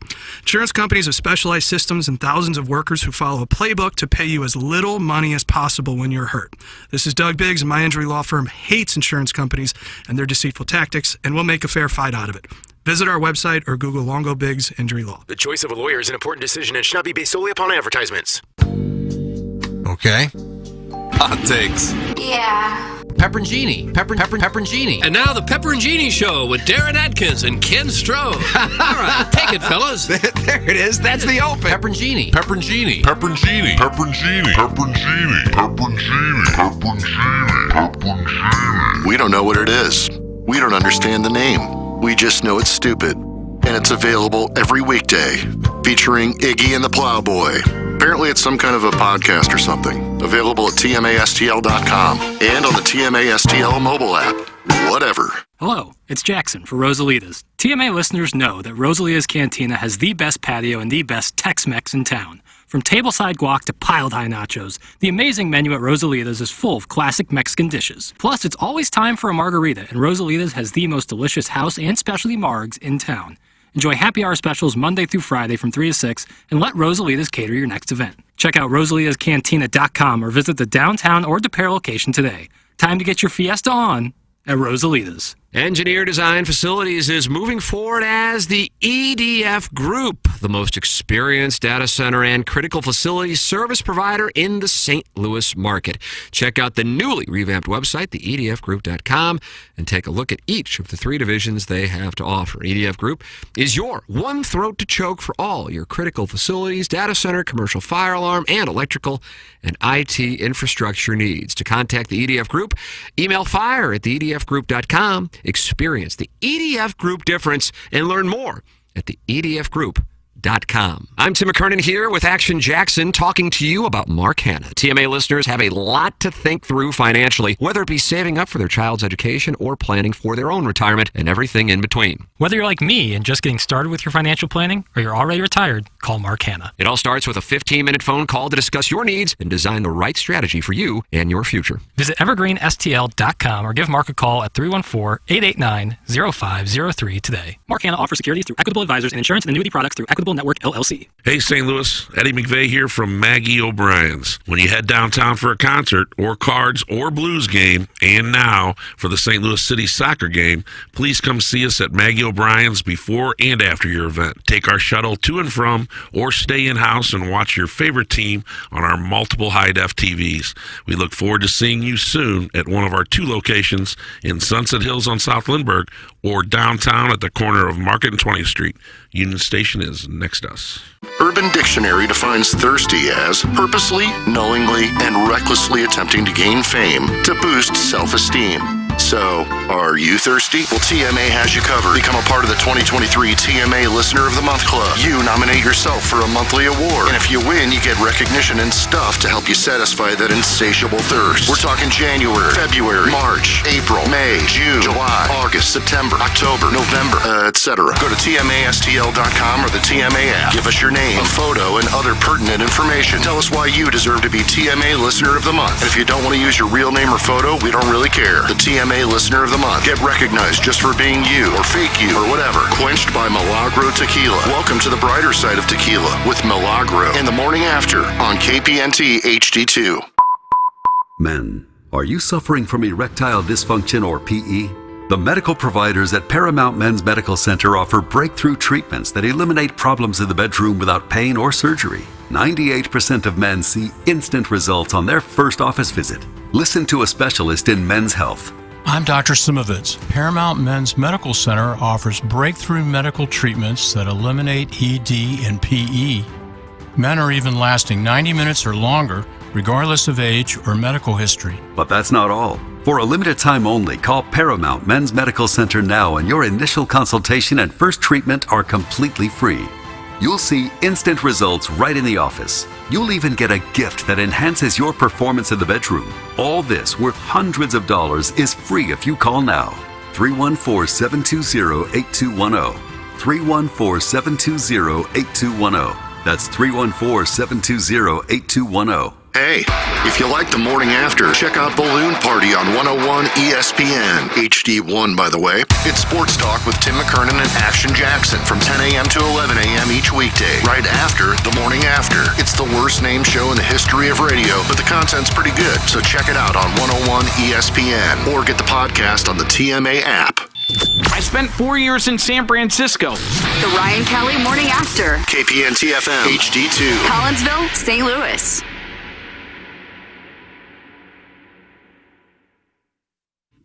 Boom.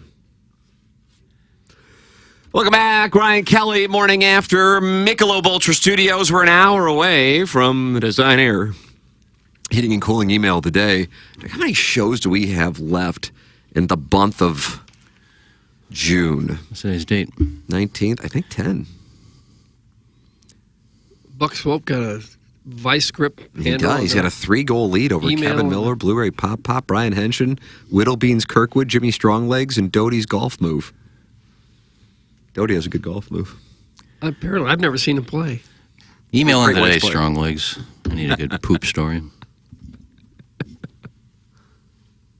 Doug, that's an incentive for all of us. Yeah. Can I ask? I am taking questions. I don't know if Doug is.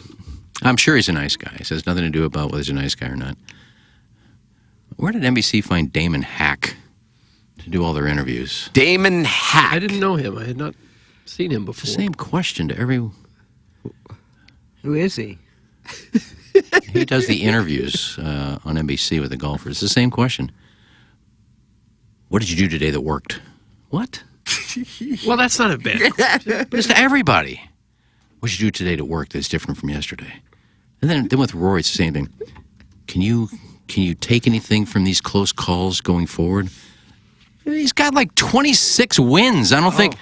I missed that putt yesterday. There have been some great players like that have come through this ballpark. Well, what question would you have asked him? It depends on who I'm interviewing. I wouldn't say, How about Rory? what worked today? What about Rory? What would you have asked him? I'd probably ask him, do you blame it more on your putter today or playing too conservative? Well, he wouldn't have liked that question. Well, that would have been the question I asked. I'm not there for a popularity contest. Oh, gosh. I'm not there to kiss their ass. Journalism. Yeah, they're guys who kick with both legs. That's right. Yes. Can you hit left-handed? Doug, an apology has come in. It is directed to me, and therefore it immediately gets read. Any compliments of me or apologies to me, front of the line, just like the bisexual female callers. Right. Tim, you said downtown Phoenix looks like downtown Clayton. My bad, baby. I'm an idiot. That's from Afton Alderboy. That's an overstatement, but it's my point is that downtown Phoenix is not where all the action is, even though plenty of people are moving there. Phoenix is spread out in exactly. a big way. And I they think got Phoenix and lots Houston. Lots of room still to grow. Yeah. He probably went back to listen. Hopefully he was right, and he was going to call in and stick it up your ass. Ooh, stick it up my ass, boy. Well, St. Louis is very spread out, too. Sure it is. I mean, you can drive. Between downtown and county you can drive and for an city hour and still be in nothing really but city, suburban sprawl. All the way out to Wentzville. Yeah, now. if you're downtown, it's going to take you 45 to an hour to get to Wentzville, Lake St. Louis, out in that area. And the city never really stops, the city-type living. Well, downtown, that's where all the lights are. You can forget all your troubles, forget all your cares. And go downtown. Nice. Is that Petula Clark? Yes. Jinx Coke. You know, we've heard about St. Louis. Design Air Heating and Cooling is Seth Goldcamp. And Seth is the great-grandson of the founder of the company. And then his grandfather worked there, and his father worked there. Now he and his family continue to operate the business. It's a legacy for he and his family, and that legacy is a reputation for great customer service and no upselling. You got a problem with your air conditioning, they're going to fix it. They're going to tell you what's wrong with it, but they're not going to go, and you need to do this, and you need to do that, and all of a sudden upsell. That's upselling. That's not what they're going to do.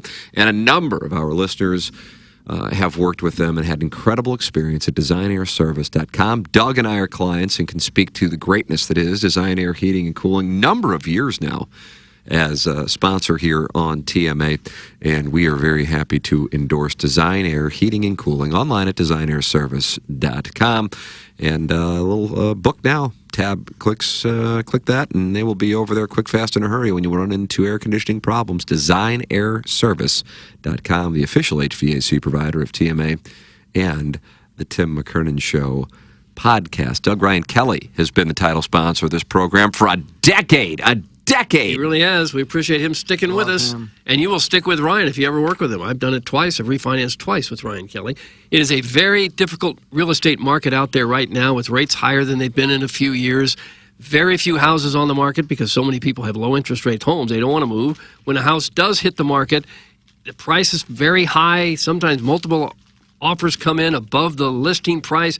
What is a homeowner to do? What should you do? Well, the first thing you do is you call Ryan Kelly, the Home Loan Expert team, and let them help navigate you through this difficult process. If you're thinking of buying a home this year, the process maybe not as complicated as you think. With the Home Loan Expert, they make the pre-approval process easy. So get pre-approved today, the day you call in, and they'll also provide a lower rate with a 10-day closing guarantee. Lenders have different rates. You need to rate shop. The Home Loan Expert has rates that cannot be touched, whether you're looking for an original mortgage or you're looking to refinance. Also, if you're a veteran, you can get that Hero Loan. HeroLoan.com is the website for all the information.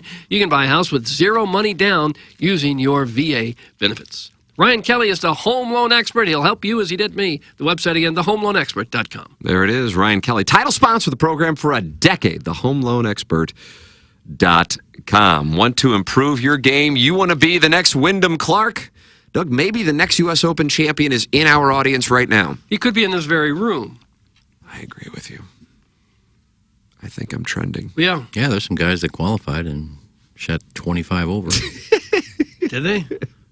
Doesn't that speak volume? Those guys had to beat probably 100 guys to get to the regional, and then they had to beat, another 50 to 100 guys to get there, and then they go there, and a guy shoots -10, and they shoot who knows? I don't know what it was. 78, 80, and we saw most Justin of those Thomas shot an 80, 81 or something like that. We saw most of those guys on Sunday's broadcast. Uh-oh, sounds like somebody's not happy. Well, when you start your broadcast at noon and they don't tee off till 5:30, you're going to get to see all of Dylan Woo's shots. Okay, Dylan Woo taking crap. Dylan. I tweeted that out. I said, Oh, you did. You let him have it. I said it's 2 o'clock. It was 2 o'clock. We're only 2.5 hours away from the leaders teeing off.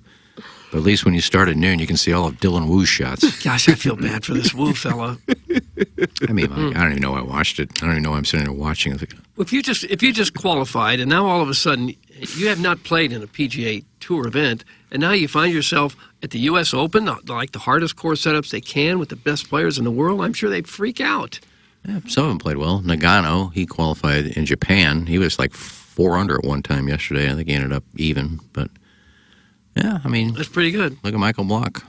You can look at a lot of people hit the ball long and straight almost every time on the practice tee or at a driving range. It's a whole different thing if there's TV cameras and you're playing next to a household name and fans everywhere and pressure. It's a whole different thing. Yeah, I'm sure when they qualify, they weren't playing in rough. That looks like a bird's nest when your ball got in there. That's why you appreciate the Fan Pin Club Championship. I agree with you on that. I think that there's a great analogy there, Plowhawk. Why would I appreciate that? The Shishawali of it. I mean, Barnes knows. He looks at every matchup. Sean Barnes goes, okay, we're going to have to do Sunday pin placement with these guys. Absolutely. We're going to have it 30 feet in the middle as opposed to 25 feet in the middle. As far as I know, there are only 2 Dead events center on the putts Shishawali from Golf 30 Tour. feet in. There's 2 Shishawali Golf Tour events, the Dotem and the Fan Page Club Championship. Blasphemy, sir. No, we have a Lemmings. That's actually 3. Very important. You want to be in position to win at the Dotem, the Lemmings, or the FPCC, heretofore known as the J. Randolph Jr. Fan Page Club Championship. Call Clubhouse Turf, St. Louis's exclusive partner of Celebrity Greens, Golf Digest, best in golf, and start improving your game today. They did a green for John Rahm in his backyard. They did one for Max Homa in his backyard, Gary Woodland in his backyard, and they can do the exact same thing for you. The number is 314-834-2339, or you can go online at clubhouseturf.com. Let them know TMA sent you, and you can experience the ability to have a putting green, bunkers, chipping areas in your backyard, courtesy of clubhouseturf.com, or call 314-834-2339. That's Clubhouse Turf. Doug, here's Mike Francesa talking about Twitter. I don't know if I've heard this one. Oh, hit the lever, please, Plowsy. This is from 2012. Oh, so it's current. Just double-clicked it. All right. Going to talk about, I think you should have these blue check marks. Have them pay for it. That broadcasters, media people, and athletes are allowed to tweet, which should be against the law, is a big change. Okay? It should be against the law, but you're right. Because no one needs to hear from any of them. But the bottom line, and including me. I mean, you're never going to catch me tweeting, I promise you. If I do, you got a scoop. It never happened. Never. Can somebody tell me who utilizes this? And I've never tweeted. I don't do it. I don't have an account. I don't do that. I know there's fake accounts. I don't do it. I've never done one. I have no interest. You will never, ever see me utilize that medium. Ever. Will never happen. As I tweeted the other day. I'm going to see how many followers he has. Is he on Twitter still, or did he get rid of it now? Jackson, you know if he's still on the Twitter tweets? Oh, he's still on Twitter. Is he? Is he? And he tweeted. And why should it be against the law? Because somebody wants to tweet out something? You'll never see me on Twitter. You'll never see me on Twitter. Never tweet. You'll have a big scoop. As I tweeted out yesterday, God, he is so bad. He ain't great. No, he ain't great. I don't know why he thinks it would be illegal. He's basically audio tweeting every time he steps on his radio show, right? I think what he was saying then is that radio stations pay people to give their opinions in the allotted time slot, and then they monetize that airtime with advertising. And if you were giving that away for free, then the radio stations aren't getting proper ROI. I think that's what he was attempting to say. Of course, the game has changed in the last however long since he said that. Does it feel like Twitter's not as big a thing as it used to be? I retweet things at this point. I very rarely tweet. It's just like I don't know what the upside is. But I remember when we had Bob Costas on, and I asked him about it, and he goes, "Well, why would I risk my career just to give an opinion to a bunch of people who, if they disagree, they won't use their names to attack me?" And I go, "Boy, you really kind of broke that down nicely." What the hell am I doing? I thought some people can't help themselves. You let Dylan Wu have it yesterday. Right. Well, he had it coming. Well, whenever I see Iggy nothing pop against up, I Dylan know Wu. it's It's just that's I don't that's ever what want we to see him saw. at another golf tournament the rest of my life. That's what we saw yesterday. We saw every Dylan Wu shot, and it was like 3 over. They had nothing else to show when you come out at noon. And who wants to be Dylan Wu in the woo? Dylan Wu. And I shouldn't have to watch a broadcast and need subtitles to understand what the Irishman is saying. Oh wow, Paul McGinley taking some shots. Doug, I believe that's anti-Irish. I'm going to have to talk to my lobby. For some reason, a female Irish accent, I dig. I think it's hot on a female, the Irish accent. On a guy, I can't understand him. Rory, I can understand, but Paul McGinley, I mean, he's so Irish. It's like, we had a good shot there. It's offensive. 15. Should have been 2 shot, 3 penalty on 14. Looks good shot. What? I heard you. You said subtitles. It was a good shot on 14. Well, enunciating. Okay.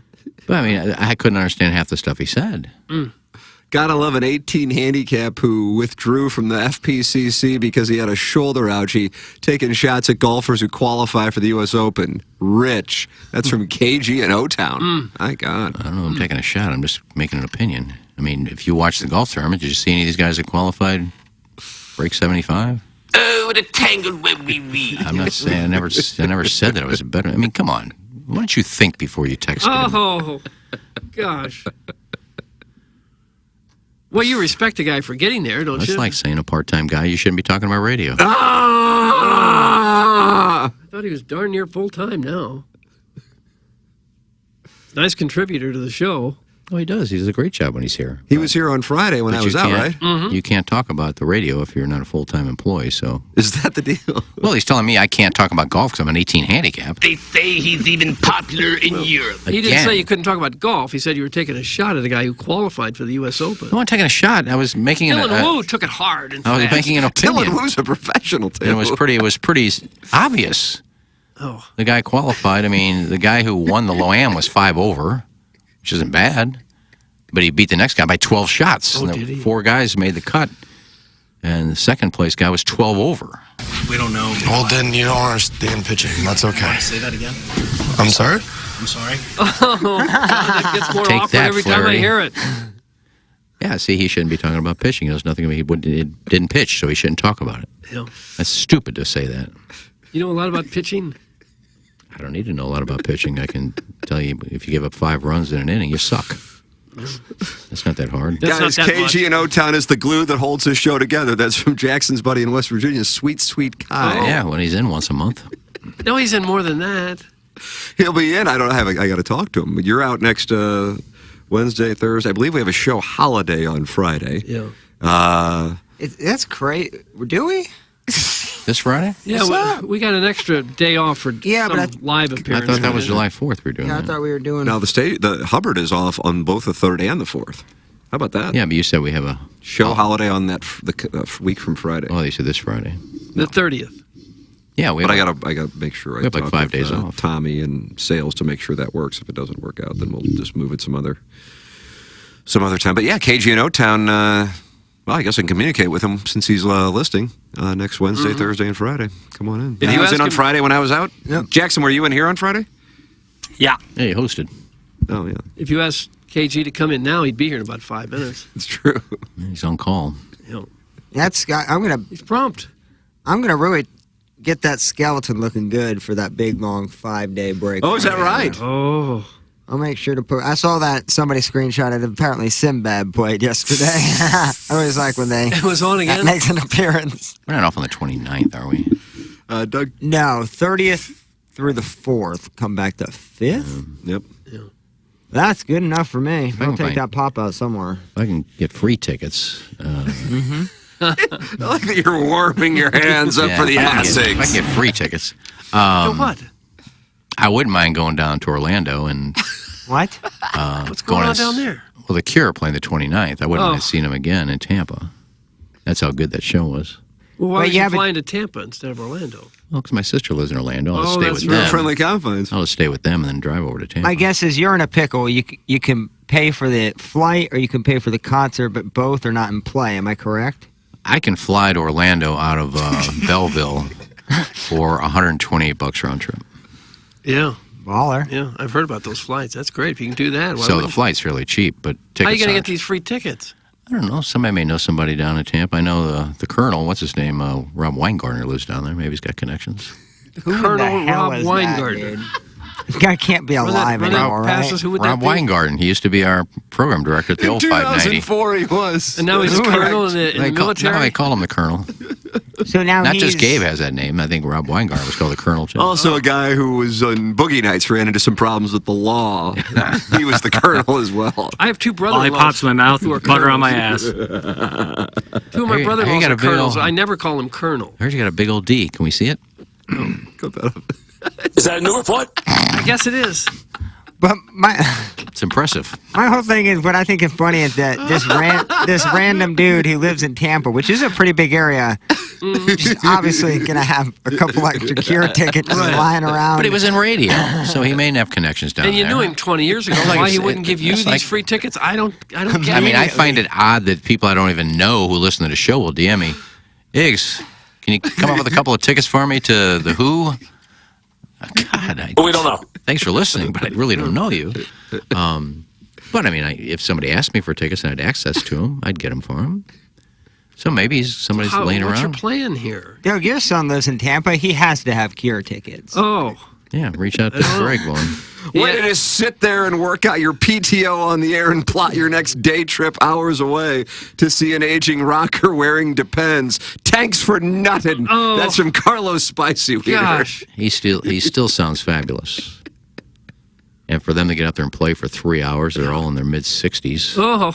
upper 60s, playing for 3 hours. Paying to see The Cure is the same as paying cover charge to see a cover band play at Helen Fitzgerald's. If you can use the tickets, you can inevitably trade them to your niece for laundry services. That's from glove blocker Tom Traven. You obviously know nothing about music. Yeah, do we know that like Petromarts aren't obviously giving them away, like how they did like the what was that the Almost Kiss? That was one of our Almost giveaways Kiss. once. Tickets that we got for free at a gas Where there's station. apparently there was a stack like 150. Please, we're just trying to fill up the building. Every show is sold out, so it's Well, how are you going to get these tickets then? maybe somebody has them. I don't know. Well, how are you going to find somebody who has I got a them? friend at Live Nation I may reach out to, but Oh. I don't know. I just wouldn't mind seeing them again. Can And I you crash go, the gate? Maybe Then I sneak can go in see my somehow? sister and my brother-in-law, my two nieces, and hang out for a few days. And You know what some people do, at least you can do it at Busch Stadium, is go to Ballpark Village and sit outside at one of those restaurants and you can hear the concert I've going been on to, right across the street. Can't see it, but you can hear it. I think it was Metallica. Not the last time they were here, which probably 4 years ago. Whenever they played at Busch, I went to Biff's house just after and barbecued. You can Oh, hear this. yeah. You can hear the show from up there. Yeah, I was at Biff's the other night. Yeah, you took them to the game and just hung out there. Well, I didn't hang out there. That's when the concert there. When stopped in and saw him there. Oh, you went to his house? Yeah. First time you've been there? No. Yeah, it's a nice setup. Oh, it's great. We did a show from there once. A few That's years back. right, we did. On the balcony. And he fed us. He's got like 3 barbecue pits. He does. He has quite the barbecue setup at that fine establishment. I'd like to tell the audience about Longo Biggs. Doug, if you're injured in an accident, things can spiral out of control quickly. Oh. You might have bills piling up from the hospitals. You might not be able to work or provide for your family. C.D. Longo and Doug Biggs, great people at the Dotem. They were on number 16. They gave us the Holderness and Bourne shirts, as a matter of fact. C.D. Longo and Doug Biggs of the Longo Biggs Injury Law Firm will take all the complication and hassle out of your injury claim. They will deal with the insurance company and take the fight head on, allowing you to get back to what's important, which is recovering from your injuries. Injury cases can be complex. Each case and accident is different, and every fact is important when building a case. C.D. Longo, Doug Biggs, they will take care of it for you. They're trial lawyers, they are local, and they will not settle if there's an obstacle or complication in your case. In fact, most cases have them, and Doug and C.D. will overcome those obstacles and take your case all the way to trial if necessary. Longo Biggs, injury law accepts personal injury, wrongful death, brain injury, and other catastrophic injury cases. They're online at longobiggs.com. That's longobiggs.com, LONGOBIGGS.com. Remember, the choice of an attorney is an important decision and should not be based solely on advertisements. Jackson, can you tell people about Mark Hanna? Because he's online at Evergreen Wealth Strategies, evergreenstl.com. Yeah, he's the great communicator. 90503. Yeah. Exactly what he is. You know, Doug has said it for so long that it's kind of ingrained in my memory. Yeah. It's like, I think Mark Hanna, and I think great communicator, like Pavlov's dog. But it's true. Mark Hanna is the great communicator. Ronald Reagan was the great communicator. Now you're doubling back on your statement. We won't stand for that. They don't stand for that over at Evergreen Wealth Strategies. You like Pavlov's dog? Huh? You like Pavlov's dog? Do I like it? You like them? It's a band. I was talking about the psychological. Oh, okay. I thought you were talking about Pavlov's dog. No. David Surkamp and the boys. Continuing on. Come on, Whistle Snoot. Good drop. It's all good, baby. Mark Hanna, what he does is he conveys his message to his client in an effective way. Like for me, like I'm not great with finances. Like I don't really know much about the financial sector. But with Mark Hanna, you talk about life, and in a roundabout way, we talk about finances. And I find that so incredible. That's why I love getting on the phone with Mark Hanna. It's exactly why I work with Mark Hanna. It's exactly why you should work with Mark Hanna. 314-889-0503 or go online at evergreenstl.com. That's Mark Hanna. Evergreen Wealth Strategy. Boy, they are banty in this EDF group text inbox. Look what came up on, we were talking about this maybe Thursday or Friday when Tim was out. This is what picture came up on my memories today. Well, describe it to the radio listener. I don't know who that is. It's me and Michael Douglas. Okay. I was talking about hanging out with him in Bermuda, and there's the picture. It just popped up out of nowhere. It says your memories on Facebook 9 years ago. Okay. Well, you have to describe the pictures because there's people listening on the radio. It's just me and Michael Douglas backstage of this theater we were at. You can show it to him on YouTube on your camera. I just did. Oh, you did? Held it up there. God bless. There you go. Who cares? Nobody really cared. It's just funny that we talked about it on Friday about Michael Douglas and I hung out. We were talking about Wall Street, and it just happened to pop up on my memories. How long do you hang out with this movie star? 10 minutes. Yeah. He asked for any tips with the ladies, knowing that you were quite the smooth dog. I think he already had Zed at the time. Oh. Really? I think so. I think that's who he was dating. I don't know. I can't remember. Who were you dating at the time? Volvo. It was probably Anna Cardenti at that time. Oh, yeah. Well, if you consider dating, I mean, she lived in Jersey, and I was still banging them two at a time. Oh, you were. Why does everything that would require Ken paying more than $10 for a trip or a ticket to an event turn into a big Hoosier Make-A-Wish campaign? Why don't you try working more than 15 hours a week? That's from Arbor Day, who is not happy with the talk of going to see the Cure again. I paid for the last ticket, so I can't afford to see him again unless I got free tickets. I paid through the Snoot for a burger the other night at the Busch Stadium for the Luke Combs. Yeah, you didn't pay for the tickets, did you? Yeah, okay. I ordered 3 cheeseburgers at Freddy's. How were they? 2, okay, it's like Steak and Shake. Yeah. 2 small fries, string fry, not many there. 2 waters and a soda. $71. Oh, value. Got value. $71. I feel like such a fool to do that. Such a mark. Yeah, they got you. I know. And the line from here to next week, people doing it. 500%, 600% Why don't you have your kids margin? pay for it? What? Why don't you have your kids pay for it? Well, because they weren't there with me. Oh, I thought you took your... So it would have been awkward. Usually take your kids to those things. Newsflash. Busch Stadium's ripping you off on food, by the way. $71 for 3 little cheeseburgers and a couple. Miller Park, their pretzels are $4 cheaper. Really? Their beers are $2 cheaper, and they're bigger. Yeah, it was eye-opening just to see the cash counting machine that is John F. Mosaic. Yeah, well, John that's F. not his fault. Mosaic. He doesn't set John the prices. Fitzgerald Mosaic. I don't think he sets the prices on the This guy Freddy's cheeseburgers. takes every profit from every Cracker Jack, every helmet nacho, and puts it in his ascot collection. And I'm sick and tired of it. Bravo to the people in Milwaukee and Brewer Stadium. It was phenomenal. I bet the price is about to go up when they have to $300 million for a new stadium renovations. Yeah, that's going to be a tough one. I thought the stadium was great. I didn't think it needed any renovations. Concession stand prices are ridiculous everywhere, and they have been for a long time. I just feel like such a sucker for doing it. Oh, I've done it. I have too. And every time I do it, I go, what am I doing? I think Jackson talked about it, but when we went to the game last Wednesday, I got a water at the self-checkout thing. $6. Yeah. It said, would you like to tip? Who?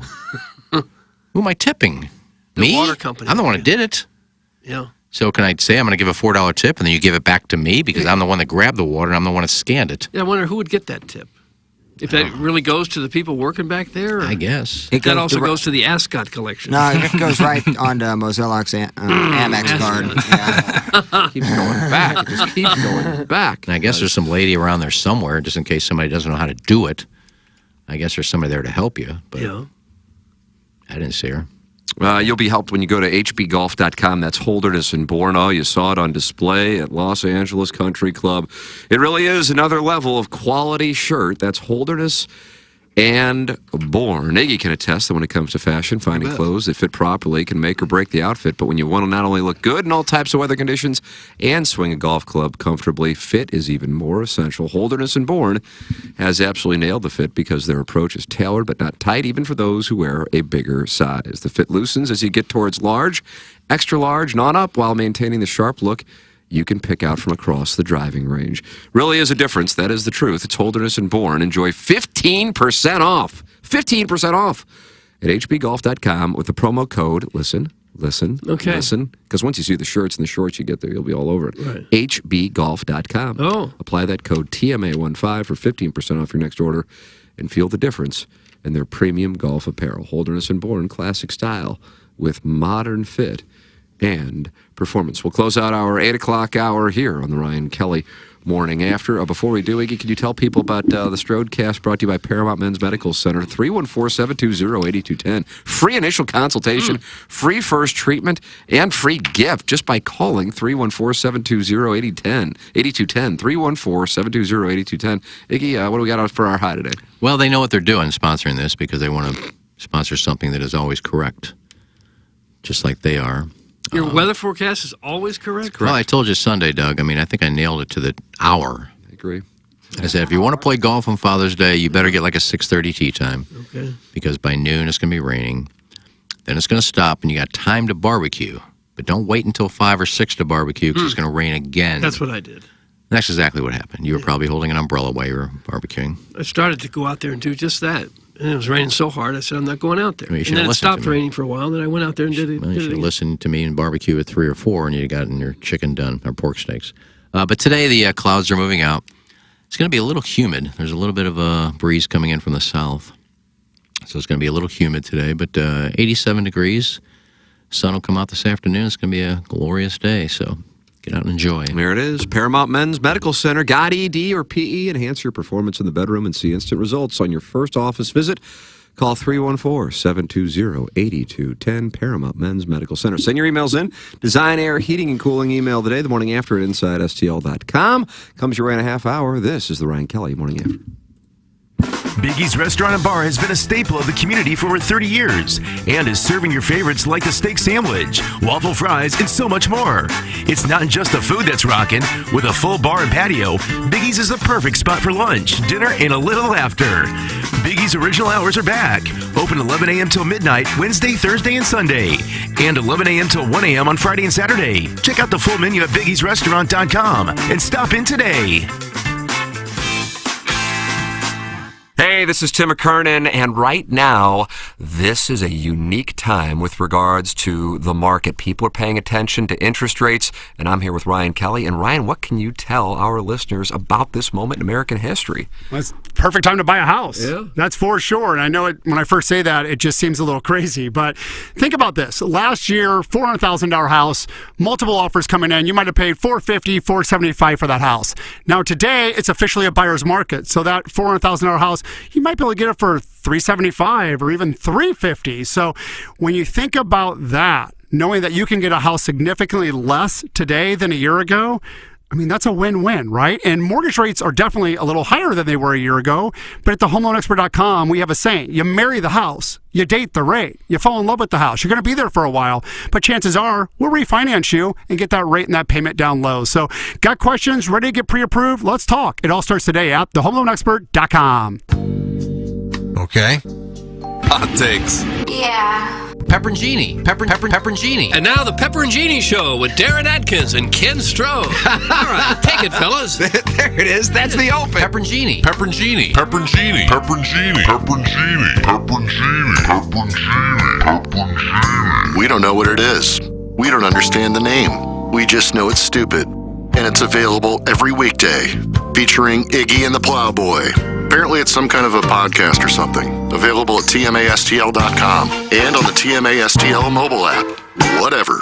Hey, this is Tim McKernan of TMA, and I am thrilled to have new clients on board Longo Biggs Injury Law. CD Longo and Doug Biggs. And Doug, the thing I want our audience to know is that you guys are local and you guys are different. Tell our audience how you're different. Yeah, Tim, both CD and I are from St. Louis area, born and raised in the South City area or the South County area, and we are also thrilled to be part of the TMA family now. If anyone signs up with us for an injury case, their case is treated like they are family. We get to know you, we get to know the ins and outs of your case, and make sure we represent you like you are part of our family. We're not like one of the large firms in the area who might take your case and just treat you like another number or another file. You'll get our personal attention. It's either CD and I who will handle your case directly, and if you are injured in an accident, please remember us. You can visit us at longobiggs.com, and that's Biggs with 2 G's. The choice of a lawyer is an important decision and should not be based solely upon advertisements. When we think of a real estate agent, we think of somebody simply selling our home or finding us a new one. I mean, they're all the same, right?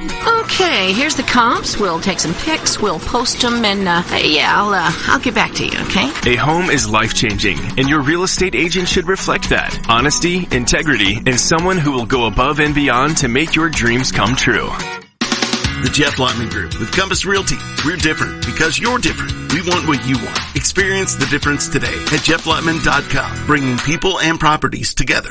The Tim McKernan Show podcast, featuring long-form interviews with people from the world of sports, politics, and entertainment. And our guest today, Bill McClellan. Thanks so much for coming in. Hey, my pleasure, Tim. What's up, Caden? Hi, how are you? Joe Buck, our guest today. Man, it's like I haven't seen you in years. More than 500 episodes and counting, and it's available wherever you get your podcasts, including the TMA STL app. Get the app now at TMASTL.com. Engineer Design Facilities is moving forward as the EDF Group, the most experienced data center and critical facilities service provider in the St. Louis market.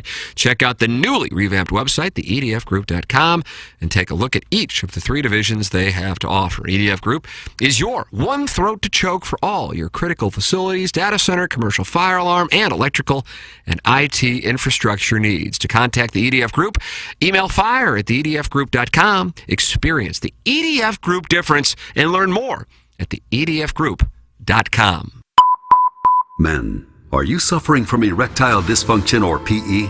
The medical providers at Paramount Men's Medical Center offer breakthrough treatments that eliminate problems in the bedroom without pain or surgery. 98% of men see instant results on their first office visit. Listen to a specialist in men's health.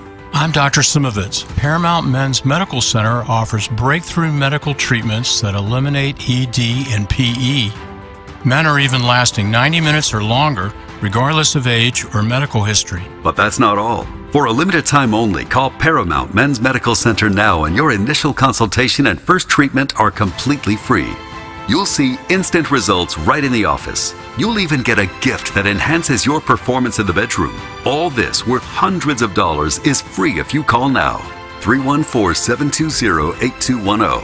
314-720-8210. That's 314-720-8210. Driving the ball 300 yards is cool and impresses your buddies, but scoring amounts to getting the ball in the hole. Thus, the best way to lower your scores is to improve your short game. If you want a golf green that putts true and gives you real grass performance when practicing chips, pitches, and bunker shots, the only company to call is Clubhouse Turf, St. Louis's exclusive partner of Celebrity Greens. Each Clubhouse Turf signature green is unique in design and can create your own backyard golf experience that your family and friends will enjoy for years to come. Call Clubhouse Turf today at 314-802-6229. Or visit them online at clubhouseturf.com.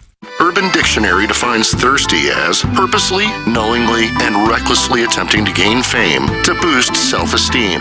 So, are you thirsty? Well, TMA has you covered. Become a part of the 2023 TMA Listener of the Month Club. You nominate yourself for a monthly award. And if you win, you get recognition and stuff to help you satisfy that insatiable thirst. We're talking January, February, March, April, May, June, July, August, September, October, November, etc. Go to TMASTL.com or the TMA app. Give us your name, a photo, and other pertinent information. Tell us why you deserve to be TMA Listener of the Month. And if you don't want to use your real name or photo, we don't really care. The TMA Listener of the Month. Get recognized just for being you or fake you or whatever. Quenched by Milagro Tequila. Welcome to the brighter side of tequila with Milagro in the morning after on KPNT HD2. You're hearing TMA all day on KPNT HD2, Collinsville, St. Louis, featuring the Ryan Kelly Morning After, live from 7 a.m. to 10 a.m. Then a full show replay from 10 a.m. to 1 p.m., followed by the best of TMA from 1 p.m. to 7 p.m., and another same-day replay starting at 10 p.m. Find the full schedule at TMASTL.com. Brought to you by Ryan Kelly at thehomeloanexpert.com, the most efficient mortgage process you'll ever experience. I mean, what the hell is going on? The Ryan Kelly Morning After. KPNT FM HD2. Collinsville, St. Louis. Remix. Rolling balls. Well, I'm not. I am rolling balls right now. Are you? Yep. I'm not. I got a balloon party coming up in 45 minutes. Oh. God. Welcome back, Ryan Kelly Morning After. One of our sponsors in here. He's watching me roll balls. It's James Carlton of the Carlton State Farm Insurance Agency. Hi, James. Good morning. It's a little early for that, but yeah. No, it's still carrying you over from What's the right from time? Father's Day. I always roll on Father's Day. That's your gift. Yeah, absolutely. Very generous. Yeah. Anna Marie always gives me MDMA. It's James, we were talking U.S. Open. Doug James had a nice roster on you did. On his daily fantasy. Yeah, I was shocked how many people owned Ricky Fowler. Yeah, he texted me on Friday. Or Thursday, I guess, yeah, probably right when they came Thursday, out, and I said, yeah. I figured he'd be high owned. And yeah, he's been playing well and cheap. And he's from West Coast out there. Yeah, no, I mean he played a great 3 rounds. Obviously, he couldn't close it out on Sunday. That what was it? What was that par 5 Doug, which shot? par 5? 16. I don't know. What was the one where he hit it in the openings, probably 15 yards? That was number 14. That was, and it was a 618-yard shot. I mean, one of the best golf shots I've ever seen. It reminded me of Morikawa's tee shot. Oh, at Harding Park. Yeah, where he drove. Was that 2020? I don't know the years. It was a COVID year. I remember that because there was no fans. But that was just an elite golf shot. And I probably would have 4-putted on 18, and he puts it within 3 inches. Agreed. What a putt. That was clutch because that, The distance they have on their controls, distance control on their putts is really remarkable. How often they hit it exactly as far away as the hole was. That is... and it's not like I've played with a bunch of professionals, but having played with some professionals and guys even who are plus handicaps, the thing that the vast majority of them do that to me separates that from the average golfer, it's not slicing and chunking balls, it's getting the ball to the hole, and if they miss it, they just miss it within a very tap in past the hole. Yeah. That to me is the skill, that they have the speed control to get the ball to the hole, which is why they're able to make putts, and they're not like, oh God, I don't want to go too far past the hole because I'm going to miss the next one, because that's the only way to make those kinds of putts is to go after them and have that confidence. So yes, I was thinking, oh God, this is going to be, and now you got the people circling the green, all hell's going to break loose if he 3-putts. And it did not seem like the fans were necessarily rooting for him. I think they wanted a playoff for sure with Rory. I would agree with that, but there was clearly a bunch of chaos there. But to his credit, man, And what a Balls of reaction. steel. I mean, I thought it was great. I know Plowsy wasn't impressed yesterday. Oh, come on, Plowsy. He didn't have the charge like he did in Augusta with Phil and Speed. Well, don't you want that? I mean, it never felt like Rory was going to take that charge after seeing him miss so many, 15 to 20-foot putts, which in these events, you need to make one or two of those.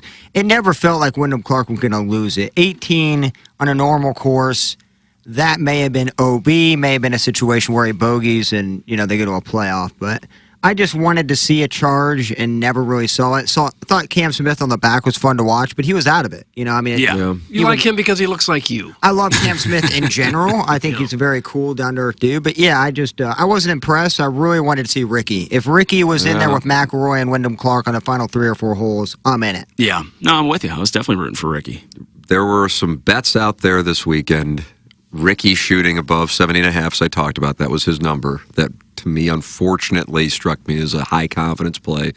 And another one, and I know it sounds results-oriented, but I did bet it, was Justin Thomas finishing above 36th place, I think was his position, which maybe sounded really high for him, but he's hurt.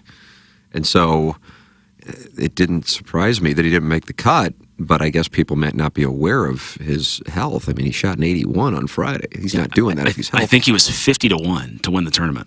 Oh, was he really? Yeah. Wow. Yes, I mean, Wyndham Clark was plus 10,000, so anybody threw 100 on that got a nice hit. I bet. Much less any daily fantasy fun and games. But I enjoyed it overall. I mean, that was a lot of golf, and I kind of liked the night golf. That was fun. I like that. I don't like that because it's a Father's Day tradition for a lot of people, even if they're not golf fans, to sit and watch. In the afternoon, the U.S. Open in the afternoon. Yeah. And I didn't like that, but whatever. It was cool. You'll be at Pinehurst next year, so you guys will be able to watch me. I think I am playing next year at Pinehurst.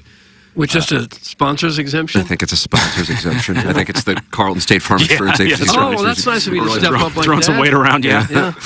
James is online at carltoninsurance.net. Jessie Kiowski texted me last night. I heard that this morning. I'm so pleased to hear that. And she wished me happy Father's Day and wished her the same. And because her father is the market manager here, and great guy. And she said it was a great day, except for I got a nail in a tire, but contacted James's office, and they had somebody out there within a half hour. Oh, that's fantastic. But that's service from this James Carlton guy. Were you the guy who answered and pulled the nail I was not. No, I was busy watching the U.S. Open. But we are grateful for Jesse, and we appreciate that feedback. We really do. That's what separates James and his staff from everybody else. 314-961-4800 or go online at carltoninsurance.net. James, thanks for coming in, brother. Have a great week, There gentlemen. he is, Thank the great you. James Carlton. Thanks, Carlton James. State Farm Insurance. Listen to this gallery. Sounds like the 13th at LA Country Club when Ricky Fowler rolled in a 62-foot putt.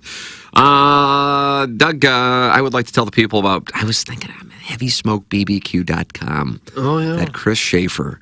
I need to get it again. I need it, and I need it badly from Chris Schaefer. It's HeavySmokeBBQ.com. He's a 3-time World Championship barbecue winner. Chris competes almost every weekend around the country in the biggest barbecue competitions.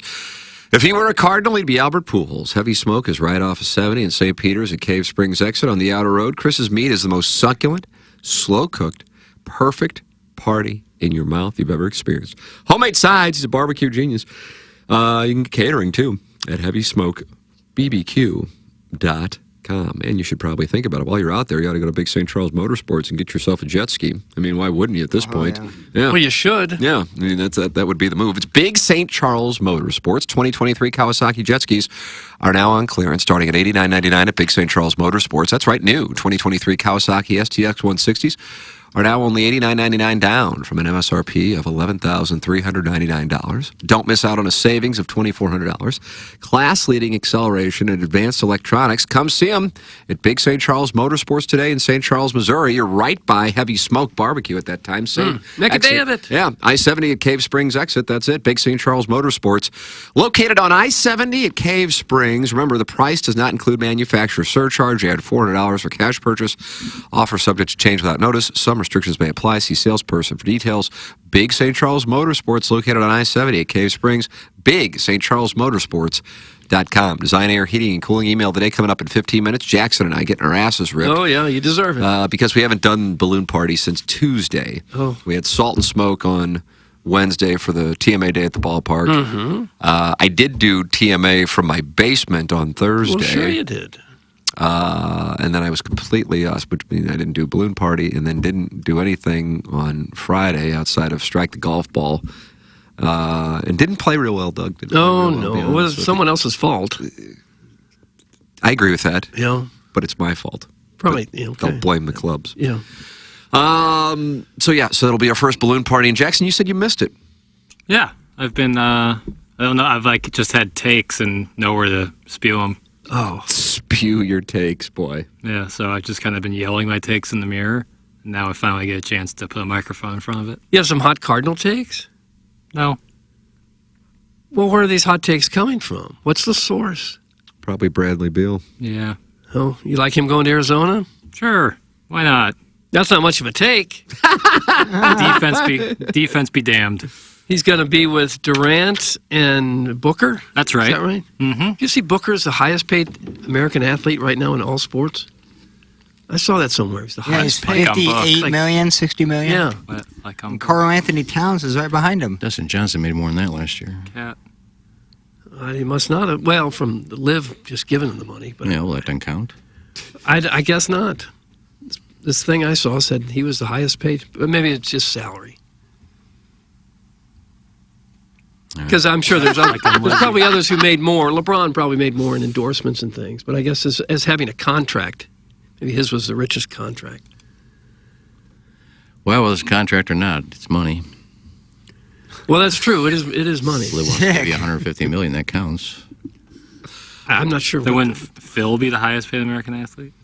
What's that? Wouldn't Phil then be the highest paid American athlete? If it's all about how much money Liv gave No, you? because I believe Dustin Johnson got $125 million, but he also made like $22 million in earnings last year. Yeah, you would think that would put him at the top of the list. Tim, can you please play the audio of Jackson quietly celebrating the Giants' ninth inning game-tying home run from TMA to hit the ballpark on Balloon Party? That's from KG in O-Town. That hit the over? Well, we don't have the audio. We did cover the audio. We do have the audio of it. We do have the audio. Mm-hmm. Let me find it. This was a video you took from the seats? I took a video of Jackson. Oh. Yeah, KG did as well. I saw the video of the guy catching the ball and then panning over to Jackson with a big happy ass-eating grin on his face. That the Giants had done this to us. Well, Oh!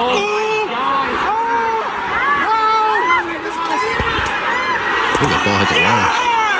Oh my God! He's clapping. I hear the claps. They took a victory right out from underneath us. Kind of mad audio. It's not a crowd. That came in first one. Wow.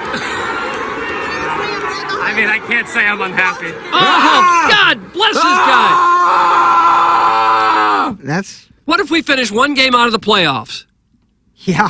Well, that'll be. I get on my knees. You can turn. I think like we do 8 need to other play games. that audio. Mm-hmm. Steve, get ready to leave a mic drop. You can turn to the other 15 balloon saves they've had this year. So, Doug, is Jordan Hicks the closer now?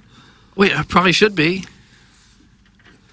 I think he should they be. were ready to send him down about 3 weeks ago. Now he's the closer. I know. He's been good for a minute now. I get the same feeling with Hicks and Libator that they really don't know where the ball's going.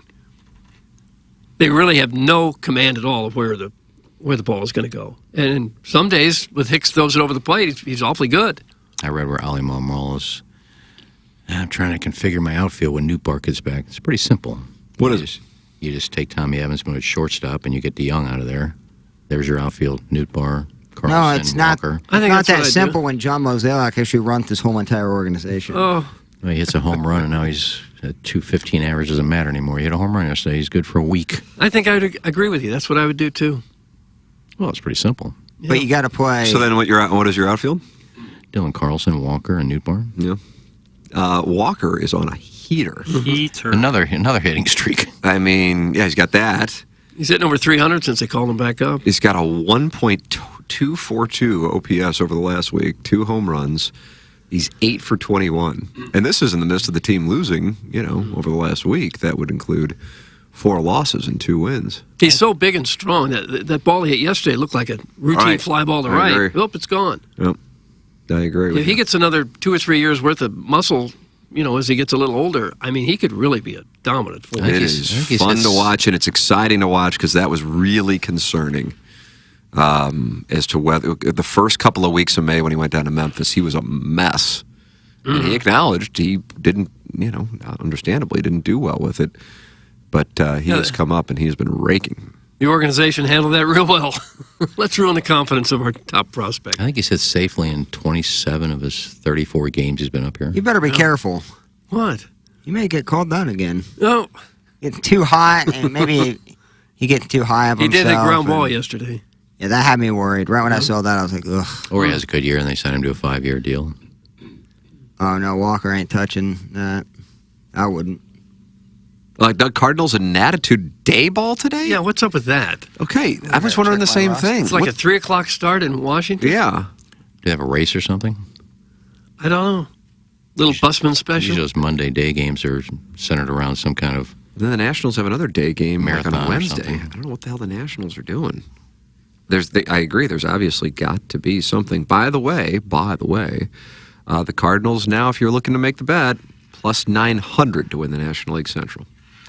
I'm not saying that you should, but they are now plus 900. So it's kind of gotten to that sweet spot. The issue is the Cincinnati Redlegs, Doug.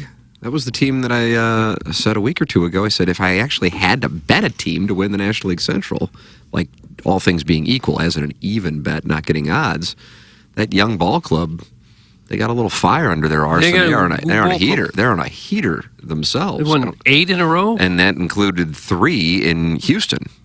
Yeah. So they got some young guys that have really developed in a hurry. Some good hitters. It's Juneteenth is the reason for the day baseball game today. Okay, they have one on Wednesday as well, and then I feel like they have another one on Thursday. What is Juneteenth? National holiday. Yeah, it's a national holiday. What is it? A holiday for what? The end of slavery. Oh, is that what it is? I'm sorry. The Cardinals and the Nationals are the only ones playing a day game today, for the record, which is probably what stands out in the confusion factor. But then the Nationals have another one on Wednesday and another one on Thursday. So there it is. An attitude, 27-43, 5th in the NL East, and the Cardinals last place in the National League Central. But Doug, you like the Cardinals making their move right now, and you think they're going to carry it over into London. Well, they better make a move at some point because they're going to have to play really well the entire second half to get back in it.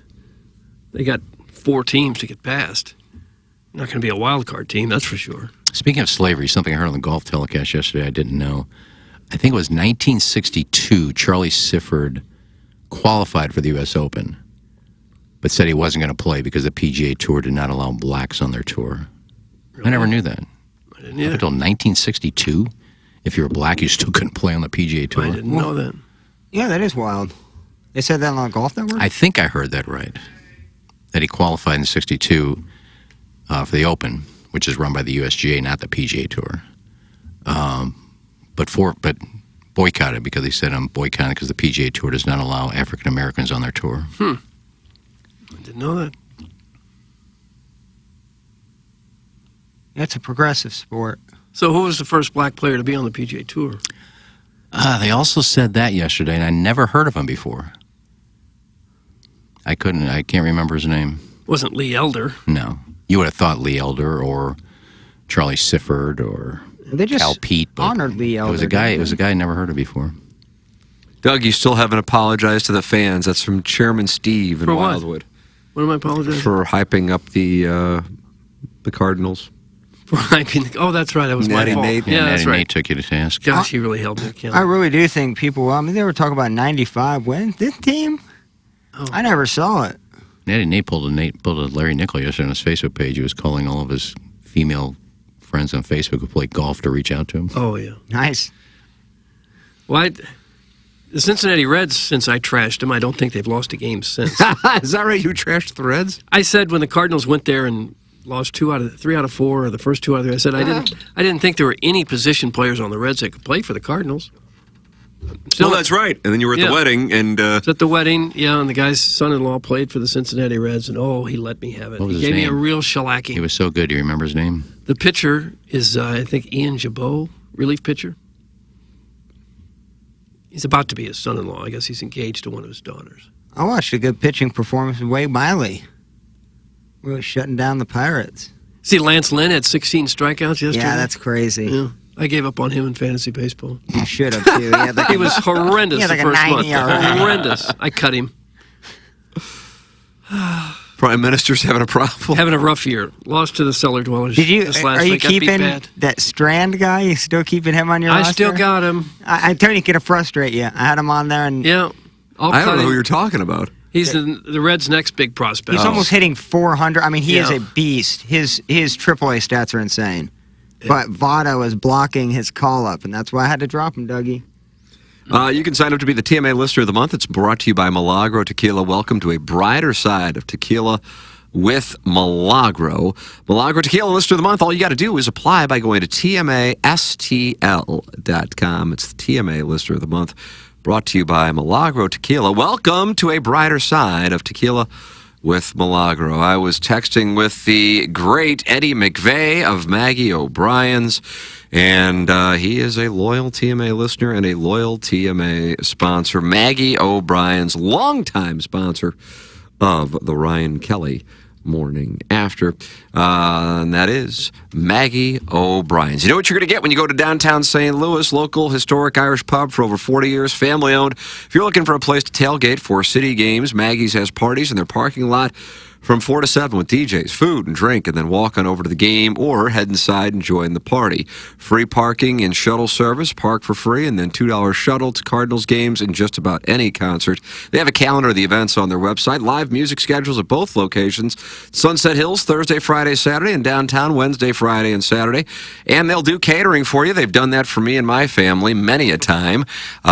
Wings, toasted raviolis, and much, much more. They have catered for me in the past, and we'll do it again with Maggie O'Brien's. Downtown and South County, it's Maggie O'Brien's. And if you want to get some work in today, how about Family Golf? Iggy, will the Strodecast allow people to get out there? It's presented to you by Paramount Men's Medical Center. Do you think people are going to be able to get work in? Today? Yes, sir. Oh, of course. Today. It's a perfect day to go get work in. Is it? Just bring some liquid. Bring some liquid. How about sunblock? Some water. Any kind of liquid. Any liquid will some do. water, anything with electrolytes in it. And enjoy yourself. Just hit a few shots and then sit on that bench and just kind of relax and have yourself a nice cocktail. Cocktail? Yeah, well, it's liquid. It is a libation. Hit a few more shots. It's going to be a little muggy today. Not hot per se, 87, 88, but humidity is going to be up there today. So, but a perfect day. It's going to be sunny out. That's Strodecast presented by Paramount Men's Medical Center. 314-720-8210 for a free initial consultation, free first treatment, and a free gift. That's Paramount Men's Medical Center. Got ED or P? Enhance your performance in the bedroom and see instant results in your first office visit. Call 314-720-8210. Paramount Men's Medical Center. Yeah, Family Golf. If you want to get your work in, they have monthly clinics, adult clinics, summer camps, perfect place for your young tykes to learn the game or work on their game. Great instructors at Family Golf as well. They feature a double-decker driving range, it's the best driving range, and that short game area, which I personally love. It's Family Golf. Learn, practice, and play your best golf. Family Golf Online. This is the time to get out there. It is Family Golf and Learning Center. And what you ought to do is think about it. Yeah, that actually is what you ought to do. Here's a different topic. You see, USA Today ran a poll on Gallup poll. It wasn't a Gallup poll; it was a USA Today poll, and it was voted among the nation's readers that Lake of the Ozarks is the best water sporting lake in the entire country. Beat out places like Lake Havasu and Lake Superior, Big Bear Lake. Lake Havasu's got a lot of topless women. It didn't list that as one of the criteria here. Well, it's the biggest man-made lake, so it would basically tell you there's a lot of room out there to do water activities. It's Lake of the Ozarks. This is the first time Missouri is number one. We're number one in this, water sports. For a lake. Water sports is so funny. And that probably has to do with getting drunk and basically laying face down on a floaty is not necessarily a water sport. And it has to do with Netflix popularity of Ozarks. Think so? Yeah. Well, I got to tell you, major recommendation for a show and a podcast that I don't really enjoy all that much, which is, what the hell is it called? Smartless. Smartless, thank you. I was about to say Shameless. Smartless, which is Jason Bateman, Will Arnett, and Sean Hayes. And they do like a behind-the-scenes thing of their tour. They toured and did their podcast, and I think it's 6 episodes. It's so good. I don't really like the show that much, the podcast. By that I mean, but it's on HBO. I guess it's now Max, the Max app. Yeah, I had to download that. Anna Marie and I went through that quick, fast, and in a hurry. Loved Sean it. Hayes fit into that? Sean Hayes of Will and Grace fame. Yeah, how did he fit in with those two? I don't have an answer to it, but I just know that he's on the program. How does he fit? Will Arnett. He's cast, I believe. His agent did a good job, probably. I guess Will Arnett and Jason Bateman did a promo for the U.S. Open. I didn't see Sean Hayes in there anywhere. Well, that kind of ruins the show then, I guess. What's this show about?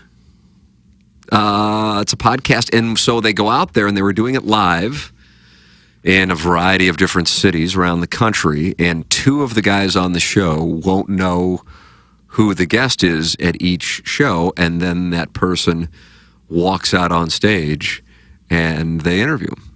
And so I don't want to spoil it for people who may be watching it, but there's some big names, really big names, who would come on out there, and they would do it in front of packed audiences in Chicago, L.A., New York. Once again, stole my idea. I used to do God bless it. I used to do that with Martin and Maurice. They'd have to guess who the celebrity was once a week. And you think Jason Bateman took that idea? And sometimes the celebrity lined up, no one knew who they were even after they said their name. I would have to show a piece of paper to Martin who it is. Are we talking about Susan Anspach? That's me. I had no clue. I had to give him the name, but stole that. I see Blue Chews now. Got to chew it and do it. Promo going on. Everyone steals from you. They listen to this show, and whatever comes out of your mouth, they steal it. It's just amazing how popular the show is. Yeah. Well, not the show. I just felt the way that the Team USA roster is built, they would have to outscore their opponents to win. Steal that one. True. Somebody did steal that one. In what universe is Lake of the Ozarks better than Lake Michigan, Doug? You sound like a horse's ass for saying that. Some big tough. Oh, USA Today poll, not my poll. Well, Lake Michigan is perfect for like boating. But there's parts of Lake Michigan you can't ski on that. And you can't get chlamydia on Lake Michigan. Oh, you probably can't swim in it. It's being too cold. I don't see a lot of people tubing on Lake Michigan. Brian Henson is losing his mind in the EDF group text inbox. He says, Ken Strode, killer of conversations. Wow. I bet Boots brings up that guess the guest bit he used to do, and then he is fired up as it is. Yeah. Boom! Called it. Yeah, after. In the same text, boom, I called it. Freeze like a cat. Yeah, you knew that I called it while you were texting it, and it's still in the same text said, boom, I called it. No, I can vouch he texted him before he said it. No, he didn't. I wouldn't lie to you. I wouldn't lie to you. I didn't even know I was going to say it till the last minute. So. Where were you going with the freeze like like a car line? What were you trying to say on that one? Whatever you did. Freeze it like a cryogenic. I couldn't say cryogenic. Couldn't say cryogenic. And how did I steal a segment? I was talking about the segment, and I tied it into me. Nice. Flip that up. That's unusual. That needs to actually be. I didn't change the topic. No. Oh, you didn't. I just but that is what we did, and now they stole it. I keep wanting to say shameless, smartless. Anybody listen to Smartless? No. Yeah. I watch Shameless, though. Jackson, you listen to Smartless? Nah, not necessarily my thing. My sister really loves it, but it's not my thing. I'm a big Jason Bateman fan, though. I like everything he's ever been in. I'm the opposite. The Hogan family. I don't Horrible like Jason bosses. Bateman. Wow, Jackson doesn't like Jason Bateman. Nope. Take a dress shirt, roll the sleeves up, and there's my character. Seems to be about every time. Oh, man. Him and Identity Theft is one of think the he's- most he's- underrated characters. I think he's really good in Arrested Development. After that, I don't like Jason Bateman that much. Huh. I thought Sudeikis did everything he did, but better. He's great in Ozark. Oh, you got takes. He's great in Horrible Bosses. Funny. Yeah, like I think that movie is weak sauce. But you like Up in the Air. Love Up in the Air, and he's good in it. He's good in Air too. I think he's better when he's like a supporting character, like a boss who's either too up in the air or too cool. He usually plays that exact character in Air. And Up in the Air and Air, he's pretty much the exact same character. Think about that. Up in the Air and Air, he's the same character. All right. He's kind of typecast. Movie's got to have air in it for him to get I know. He played he was a wolf one time, though. Oh, did he? Yeah. Oh, nice. Yeah, Teen Wolf Part 2, the remix. Oh, man. Did he bang I thought Boof? you meant like a gay movie where he like played like a wolf and I fell don't in know. love with an otter. Boof was with Michael J. Fox. She couldn't come back for 2? I don't believe she made the cut.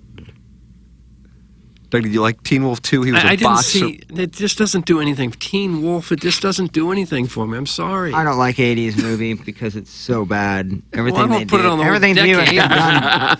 Everything they do have been done better. Like outside of like The Vacations, which are always instant classics. I can't watch an 80s movie with action or it's just so hard to watch. No 80s movies? You kidding me? I actually think they're all Terminator? trash. Oh, Terminator's more trash than I've ever seen in my life. Terminator 2 is way better. How about Animal House? Arnold Schwarzenegger and I would think Animal House was in the 70s. 78. Oh, I think it was Those later are- than that. It was that's like an 80, instant 80. classic. 100% it was Animal House in either 77 or 78, and then Caddyshack in 80. That's- Because that was the two movies Doug Kenny wrote, and he died in 1980. 80s action How about- movies how are like about Michael Stripes? Bay on steroids. Stripes was in the 80s. 80s. Yeah. Yeah. Well, PCs and A's. Animal House 80s, release date 87. 78. You're right. And my friend Cindy Morgan, who was in Your Caddyshack, friend, your close friend, played Cindy Lacey Morgan. Underall. Who got Kier tickets for him. And she got screwed because she was in the very first Tron. That's the name of the segment. And then all of the Trons after that became huge box office hits, and she wasn't asked to be in the other ones. And how is she your friend? I've interviewed her 4 or 5 times. That doesn't make her your friend. Well, we've kept in contact. Oh, you have not. We have. How? I just texted her like a month ago. And said what? Happy birthday. Just said, how you doing? You creeping on her does not mean you're staying in touch. No, I just said, how you doing? Haven't talked in a while. She got back to me. I'm doing great. How are you? Who this? Cindy Morgan, one of the stars in Caddyshack, the girl, Chevy Chase's girlfriend. They wanted her to be in Playboy, but the producer of the movie set it up with Playboy without even asking her, and just came to her and said, "Oh, I got you in Playboy. You're going to shoot next week." She said no, and he kind of blacklisted her after For that. not doing Playboy? Yeah, that guy's a real scumbag. Yeah, the producer didn't like her saying no to it after he set it all up, and kind of put a bad word out there. about her. Wow, really? Yeah. Well, who was he to just determine that she should do that? Hollywood in the 80s. Really gross stuff. Yeah, he Well, thought it's kind of gross all the time, I think. he thought she can't say no to me, and it's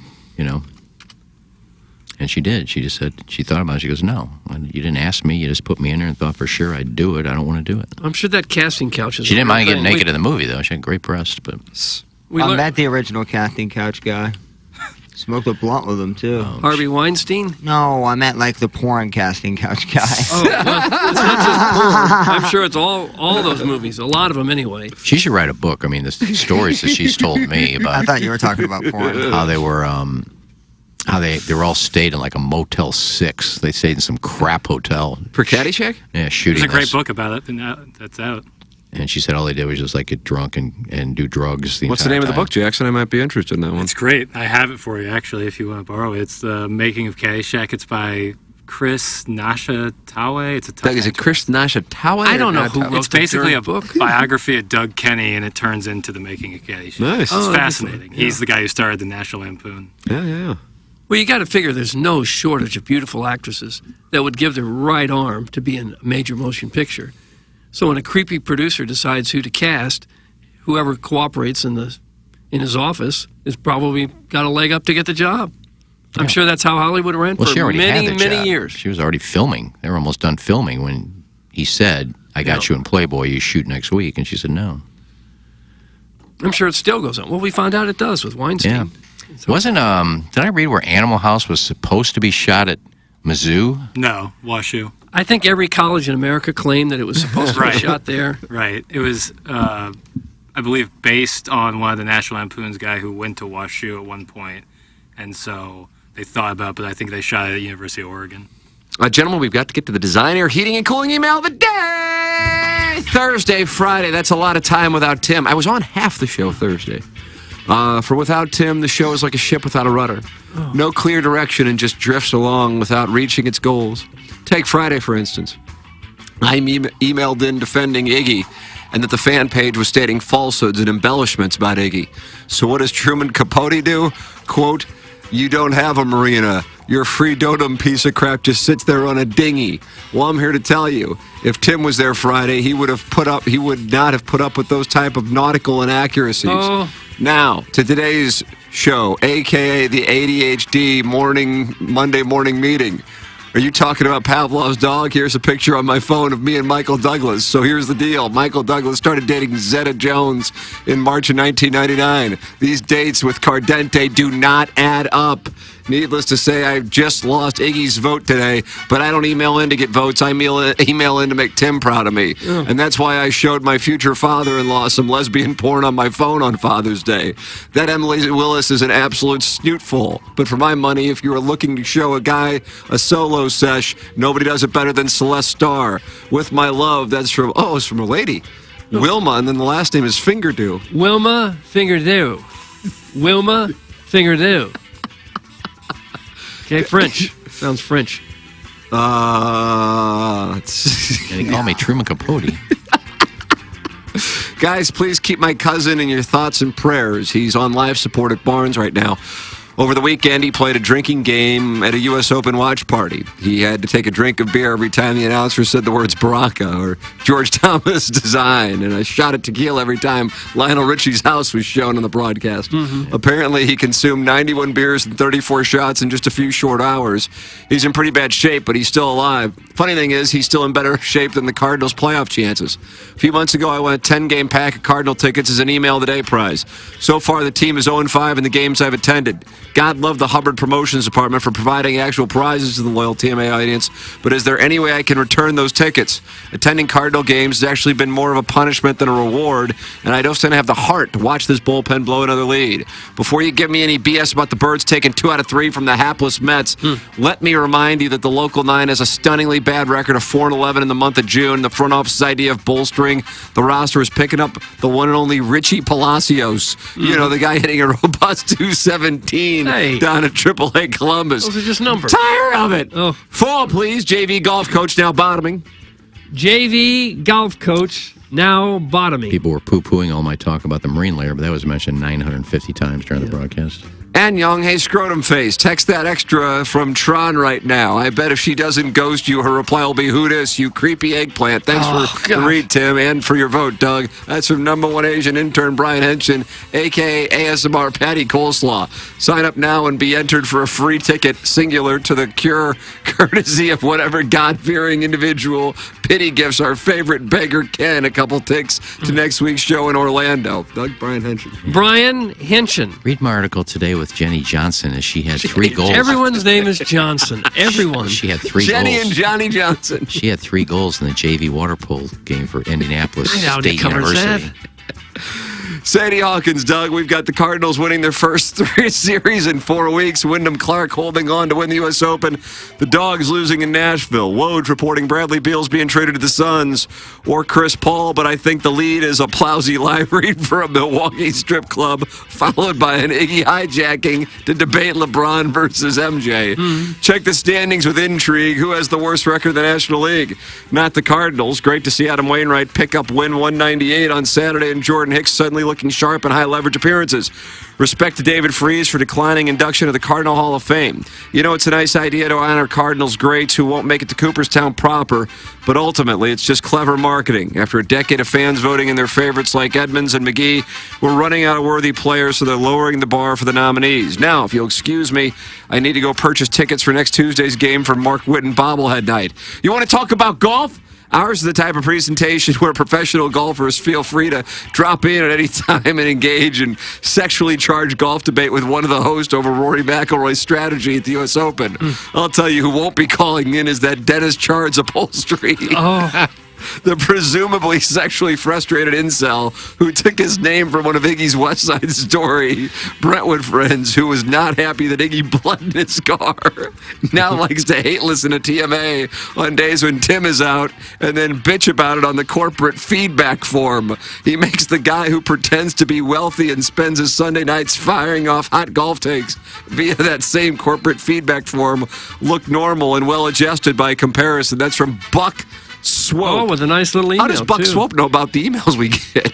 He knows everything about us. He's probably on there. Buck Swope. And that's what we have for the Design Air Heating and Cooling email today. I think it's between the JV golf coach now bottoming and Buck Swope. I'm going to go with Buck Swope with a nice little email. Yeah, I got to go with Buck Swope today. Wow, Oh, Buck Swope now with a 4-goal lead. 4-goal lead. Unbelievable. Oh, that's the best. Congratulations, Gosh, he's done well. He has won the Design Air Heating and Cooling Unit. Jackson, did I leave anything out business-wise? Any promotions, any prizes, anything, Nurse? Nope, all good. Okay, there you go. So, yeah, that's a guy that's ready for balloon party. You can tell. He's ready. And Got that some delivers. takes. Yep. Clocked in early, leaving late. Time for us to shut it down. For the Plow, for Action Jackson, for Kenneth Iggy Strode, for my brother Kevin, for Douglas Vaughn, up to McCurtain. This has been Ryan Kelly, Morning After from the Michelob Ultra Studios. Driving the ball 300 yards is cool and impresses your buddies,